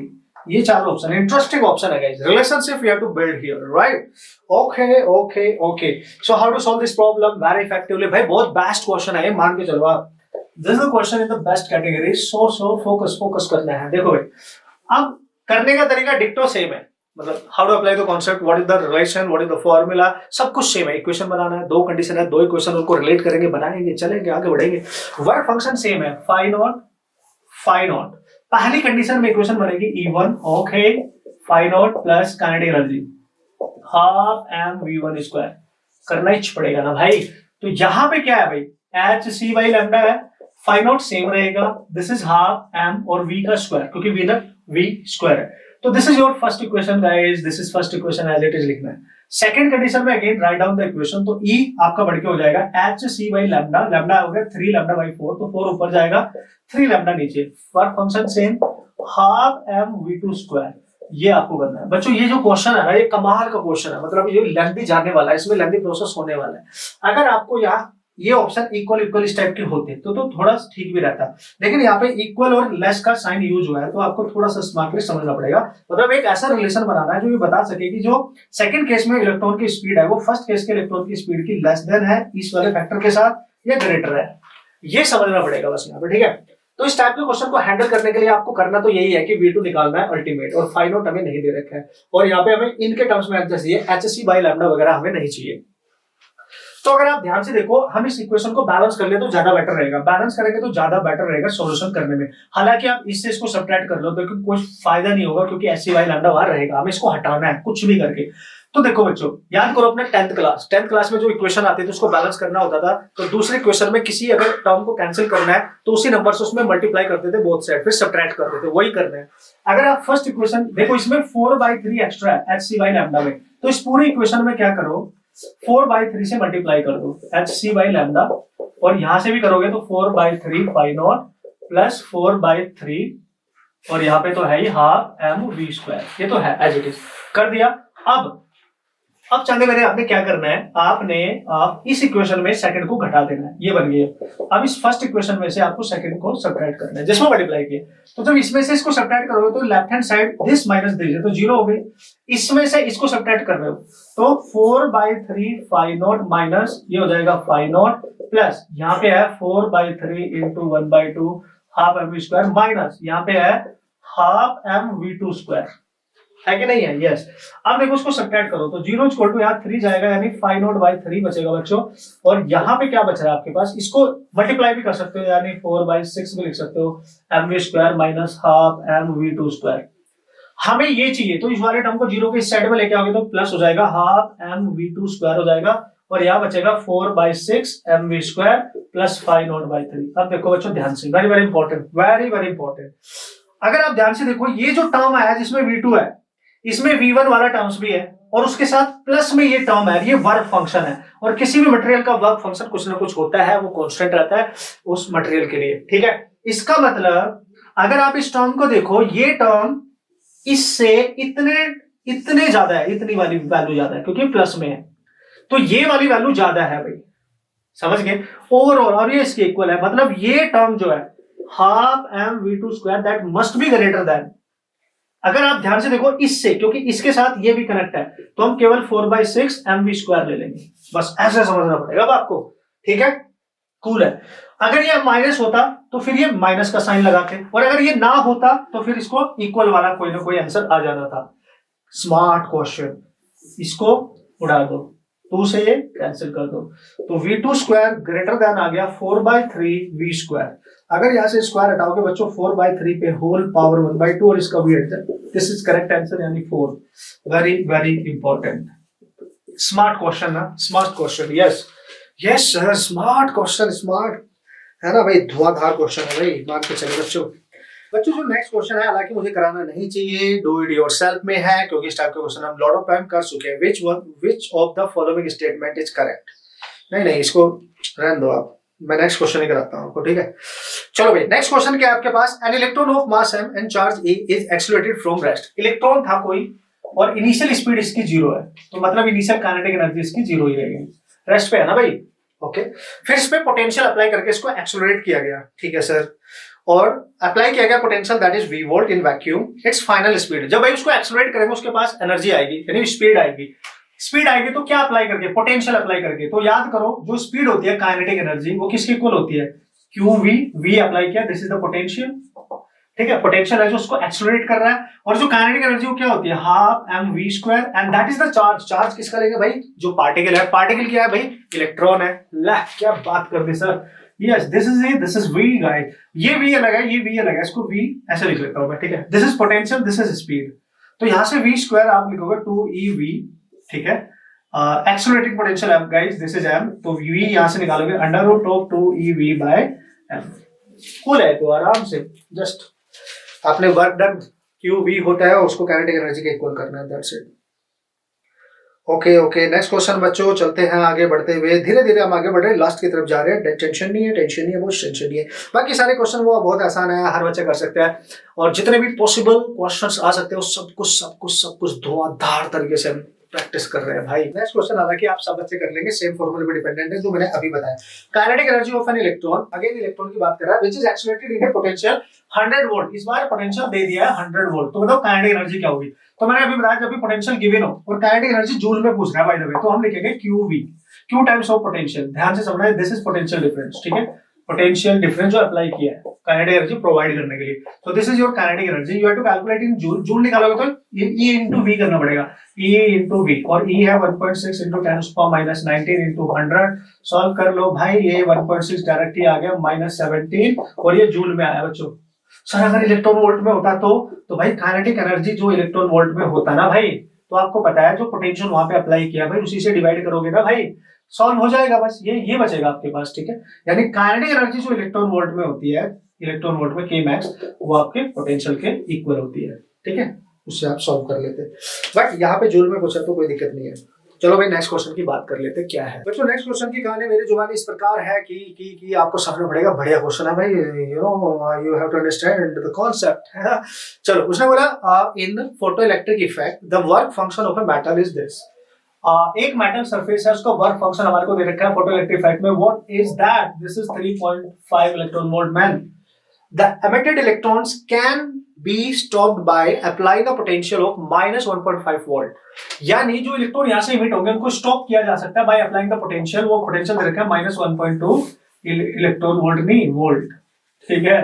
इतना वोल्ट का पोटेंशियल, और नेगेटिव में है, इसका मतलब ये स्टॉपिंग पोटेंशियल है, मतलब स्टॉपिंग पोटेंशियल को 1.2 वोल्ट लिखेंगे ना। नेगेटिव का मतलब उसका नेचर बता रहा है कि नेगेटिव है तो स्टॉपिंग है, तो जब यूज करेंगे तो केवल मैग्नीट्यूड लेंगे, ठीक है, जब यूज करेंगे। ये ध्यान रखना, वेरी इंपॉर्टेंट पॉइंट। माइनस लेके पुट करोगे तो आंसर गलत आ जाएगा बॉस, ठीक है, क्योंकि ऑलरेडी उसने बोला कि ये पोटेंशियल स्टॉप करने के लिए यूज किया जा रहा है। Then the total energy of incident photon. तो इंसिडेंट फोटोन की टोटल एनर्जी बताओ इलेक्ट्रॉन वोल्ट में। पता है आपको, वर्क फंक्शन पता है, पोटेंशियल पता है, तो टोटल एनर्जी अगर इलेक्ट्रॉन वोल्ट में निकालनी है तो वर्क फंक्शन भी इलेक्ट्रॉन वोल्ट में लेना पड़ेगा, और जो k max होती है इलेक्ट्रॉन वोल्ट में वो तो स्टॉपिंग पोटेंशियल के इक्वल होती है। तो भाई ये निकालनी है, तो ये दे रखा है कितना 3.5 प्लस ये कितना है भाई 1.5, और इसको सॉल्व करो तो 4.7 इलेक्ट्रॉन वोल्ट। ये आएगा आंसर आपका। जो टोटल एनर्जी होगी आपकी इंसिडेंट वो ये होगी, लेकिन अगर किसी बच्चे ने यहाँ माइनस लिख दिया तो फिर वो उसका भी ऑप्शन उसमें गिवन है 2.3 इलेक्ट्रॉन वोल्ट, वो नहीं होगी, गलत हो जाएगा। सो स्टॉपिंग पोटेंशियल की जो वैल्यू है वो नेगेटिव होती है, रिटार्डिंग है वो, लेकिन आपने तो वैल्यू पॉजिटिव ही लेके चलना है। काइनेटिक एनर्जी कभी भी नेगेटिव नहीं हो सकती, तो ये ध्यान रखना है, वो उसका नेचर बता रहा है। Very very important, right. चलो भाई आगे का कोई ऑप्शन इसमें करेक्ट नहीं। Higher frequency photon be use the photo, नहीं फ्रीक्वेंसी हायर करने से करंट चेंज नहीं होगी, that is not correct. Energy of photon, नहीं वो तो करेक्ट ही नहीं है, तो पहला इज द मोस्ट करेक्ट, ये आपका करेक्ट माना जाएगा। चलो भाई बच्चों बात ऐसी है इस क्वेश्चन की कि बस ऐसी है कि समझो momentum of photon of electromagnetic radiation is this. Momentum दे दिया फोटोन का, तो मोमेंटम ऑफ फोटोन आपको दिमाग में तुरंत आ जाना चाहिए, हालांकि फोटोन वाले केस में आना चाहिए, लेकिन यहाँ दे रखा है, चलो उड़ा डालते हैं, ठीक है। What is the frequency of associated wave? Frequency निकालनी है। ठीक है ठीक है ठीक है। याद करो 2024 में मोमेंटम की प्रॉपर्टी पूछी थी, उसमें मोमेंटम का फोटोन भी था, उसमें अगर फ्रीक्वेंसी के टर्म्स में मोमेंटम का फोटोन लिखेंगे h न्यू बाई c ही लिखेंगे ना, क्योंकि एनर्जी होती है भाई, एनर्जी बाई c। ये तो एक क्वेश्चन और किया था हमने। ओहो यस सर। तो भाई अगर फ्रीक्वेंसी पूछ रहा है तो देख लो बच्चों। और मैं आपको बता दूं यहाँ पे जो फ्रीक्वेंसी पूछ रहा है तो सारी स्टैंडर्ड वैल्यूज ही हैं, तो कन्वर्ट करने की जरूरत नहीं है हर्ट्ज में। तो ये फ्रीक्वेंसी है c धर ले आओ, तो p c बाई h हो जाएगा और यहाँ पे फ्रीक्वेंसी हो जाएगी। तो फ्रीक्वेंसी निकालने के लिए मोमेंटम दे रखा है 3.3 इंटू 10 की पावर -29, c होती है 3 इंटू 10⁻8, और बच्चों यहाँ पे प्लैंक्स कांस्टेंट 6.6 इंटू 10⁻34। ये आप सब बच्चों को पता है, ठीक है। ओके यस, ये वैल्यू दे भी रखी है आपको हालांकि। तो मेरे ख्याल से हर बच्चा कर सकता है। देखो ये 33 है, 66 है, पॉइंट कैंसिल हो गया, 2 आएगा, 2 से कैंसिल करोगे 1.5 आएगा, यानी जो भी पावर आएगी वो 1.5 इंटू समथिंग ही आएगी। ठीक है, तो आपने ज्यादा टेंशन नहीं लेनी, एक ही ऑप्शन है इसमें 10⁻13 वाला और 1.5 वाला, उस पर टिक कर दो, उड़ा दो, बस formula is important for you, right. चलो भाई, अब भाई जो लास्ट ईयर क्वेश्चन आया था वो भी हम देखते ही उड़ा देंगे, इतना आसान था 2024 में, मैं आपको बताऊं आप विश्वास नहीं करोगे, इतना ज्यादा आसान था कि भाई मजा आ गया। मतलब 2024 में तो नहीं आया था, 2023 में आया था, तो इससे रिलेटेड तो वो देख लेते हैं। तो क्वेश्चन में था work function of caesium, potassium and sodium. 3 आपके यहाँ मेटल दे रखे हैं, एक सीजियम है आपके पास और इसका जो पोटेंशियल दे रखा है, वर्क फंक्शन सॉरी 2.14 इलेक्ट्रॉन दे रखा है, ये वर्क फंक्शन है, ठीक है। और फिर नेक्स्ट है आपके पास पोटेशियम, पोटेशियम का दे रखा है बच्चों 2.30 इलेक्ट्रॉन वोल्ट। और नेक्स्ट है आपका सोडियम, सोडियम का आपको दे रखा है दैट इज 2.75। इसमें कुछ नहीं करना था, जस्ट रीड करना था और सॉल्व करना था। अगर इनके सबके वर्क फंक्शन दे रखे हैं ना भाई लोग, 5.1, 5.2, 5.3, तो जो इंसिडेंट रेडिएशन है भाई उसकी एनर्जी पता होनी चाहिए, या तो उसकी फ्रीक्वेंसी या उसकी वेवलेंथ, वहां से एनर्जी निकालेंगे। एनर्जी दे रखी है, वाहियात आसान क्वेश्चन बन जाएगा। और उसने बोला है कि incident electromagnetic radiation has the incident energy, इसकी एनर्जी डायरेक्टली दे रखी है 2.20 इलेक्ट्रॉन वोल्ट। वाओ, सब कुछ आसान हो, कुछ नहीं चाहिए। और उसने पूछा कि बताओ कौन से मेटल से इलेक्ट्रॉन इमिट हो सकते हैं, फोटो इलेक्ट्रॉन। अभी तो किया था, अभी तो भाई जिसमें जिनका ई जिनसे ज्यादा होगा, यानी इसका वर्क फंक्शन 2.14 है, ये 20 है, ज्यादा है, यानी 5.1 इज लेस देन ई, और ये 2.30 है, नो यही है ना भाई, हाँ ये ज्यादा हो गया, तो इसका 5.2 तो ज्यादा हो गया ई से, और ये तो बिल्कुल ही ज्यादा है ई से, तो इनसे तो नहीं निकलेंगे जिनका वर्क फंक्शन ज्यादा है इंसिडेंट से, क्योंकि आने वाली एनर्जी ज्यादा होनी चाहिए थी, तो ये इससे निकले पाएंगे। This is your answer. यही करना था आपने, बस पढ़ना था और टिक कर देना था, कुछ भी नहीं करना था इसमें। इतना आसान क्वेश्चन आया था, ठीक है, कमाल हो गया। एक लास्ट क्वेश्चन है, हालांकि इस बार सिलेबस में नहीं है, लेकिन जल्दी से बता देता हूं, हालांकि मैंने उसका फॉर्मूला आपको बता दिया। ओके बच्चों, क्वेश्चन में बोला गया last question, this is your last question boss. Her question आपके पास है, हर कॉन्सेप्ट, हर फॉर्मूला, सब कुछ। अब आप शिकायत नहीं कर सकते। Minimum wavelength of X-ray produced by the electron accelerated through a potential difference. एक इलेक्ट्रॉन को एक्सेलरेट करके बाय द पोटेंशियल डिफरेंस, जब पोटेंशियल डिफरेंस अप्लाई कर रखा है v वोल्ट का, तो मिनिमम जो वेवलेंथ होगी एक्सरे की, एक्सरे के लिए जो प्रोड्यूस की जा रही है उनके मिनिमम वेवलेंथ, जब भी पोटेंशियल गिवन हो 12400 बाय वी लिख दो और एंगस्ट्रॉम ऐसे लिख लो 12400 या 12420, आपको पता है एंगस्ट्रॉम में लिखना है। तो यहाँ पे अगर न्यूमेरिकल आया तब भी सॉल्व कर लेंगे, फॉर्मूला मैंने आपको बताया। या फिर एक्सरे के लिए जो मिनिमम वेवलेंथ वहां प्रोड्यूस हो रही है, जो एक्सरे उनकी मिनिमम वेवलेंथ होगी, मतलब मैक्सिमम एनर्जी होगी, तो वो इनवर्सली प्रोपोर्शनल होती है अप्लाइड पोटेंशियल डिफरेंस के। आप समझो, मतलब जो मिनिमम वेवलेंथ है वो इनवर्सली प्रोपोर्शनल है पोटेंशियल डिफरेंस के, उसको बढ़ाएंगे तो घटेगी, घटेंगे तो बढ़ जाएगी, तो उसकी सिंगल पावर के, ये ध्यान रखना है बस, वेरी वेरी इंपॉर्टेंट। यानी अगर आप ग्राफ बनाने की कोशिश करोगे minimum wavelength for x ray versus potential, तो यही बनेगा। और ये क्वेश्चन आया था, बस टिक करना था इसमें भी। दोनों ही क्वेश्चन घने आसान थे बच्चों 2023 में, very very important. Every student can solve all the type of problems, बिल्कुल आसान है। लेकिन कंफ्यूज नहीं होना, मैंने बताया था। अगर मैं वेवलेंथ डी ब्रोगली की बात करूं, डी ब्रोगली वोल्टेज के टर्म्स में क्या होती थी, याद करो, 12.27 बाई अंडर रूट वी होता था, ठीक है। यानी डी ब्रोगली वेवलेंथ रूट में इनवर्सली प्रोपोर्शनल होती है पोटेंशियल के, ये देख लो। तो दोनों में फर्क है बच्चों, ठीक है, ये गलती मत कर देना। तो ये थे भाई कुछ क्वेश्चन बेहतरीन से बच्चों, उम्मीद करता हूँ आपने मजे से इनको प्रैक्टिस की होगी, मेरे साथ एंजॉय किया होगा, सारे कॉन्सेप्ट क्लियर होंगे, कैसे क्वेश्चन फास्टेस्ट तरीके से करने हैं, कहाँ गलती करने से बचना है, और जितने भी फॉर्मूले सब रिवाइज, सब कुछ रिवाइज परफेक्शन के साथ, सीट आपको मिल जाएगी, डाउनलोड कर लेना उससे सारे क्वेश्चन एक बार फिर से। इससे अल्टीमेट कुछ आपके साथ नहीं हो सकता, इससे बेस्ट रिवीजन नीट के लिए नहीं हो सकता बॉस, ठीक है। अब आपकी जिम्मेदारी, आपकी बारी, आपने शिद्दत के साथ इसको फॉलो करते हुए आगे बढ़ना है, ठीक है। कंटेंट अच्छा लगे तो दोस्तों को बताने में, अगर बच्चों को फॉरवर्ड करने में मत शर्माए बच्चों, उससे हमें मोटिवेशन मिलती है और आपकी मोटिवेशन की हमें बहुत जरूरत होती है। आपके लिए मेहनत करते रहेंगे, एक बेस्ट कंटेंट आपके एग्जाम में फिजिक्स में बेस्ट स्कोर देने के लिए आपको हमेशा मेहनत करेंगे, और हर बच्चा कितना भी वीक हो उसकी फिजिक्स में अच्छा स्कोर जरूर आएगा। All the best.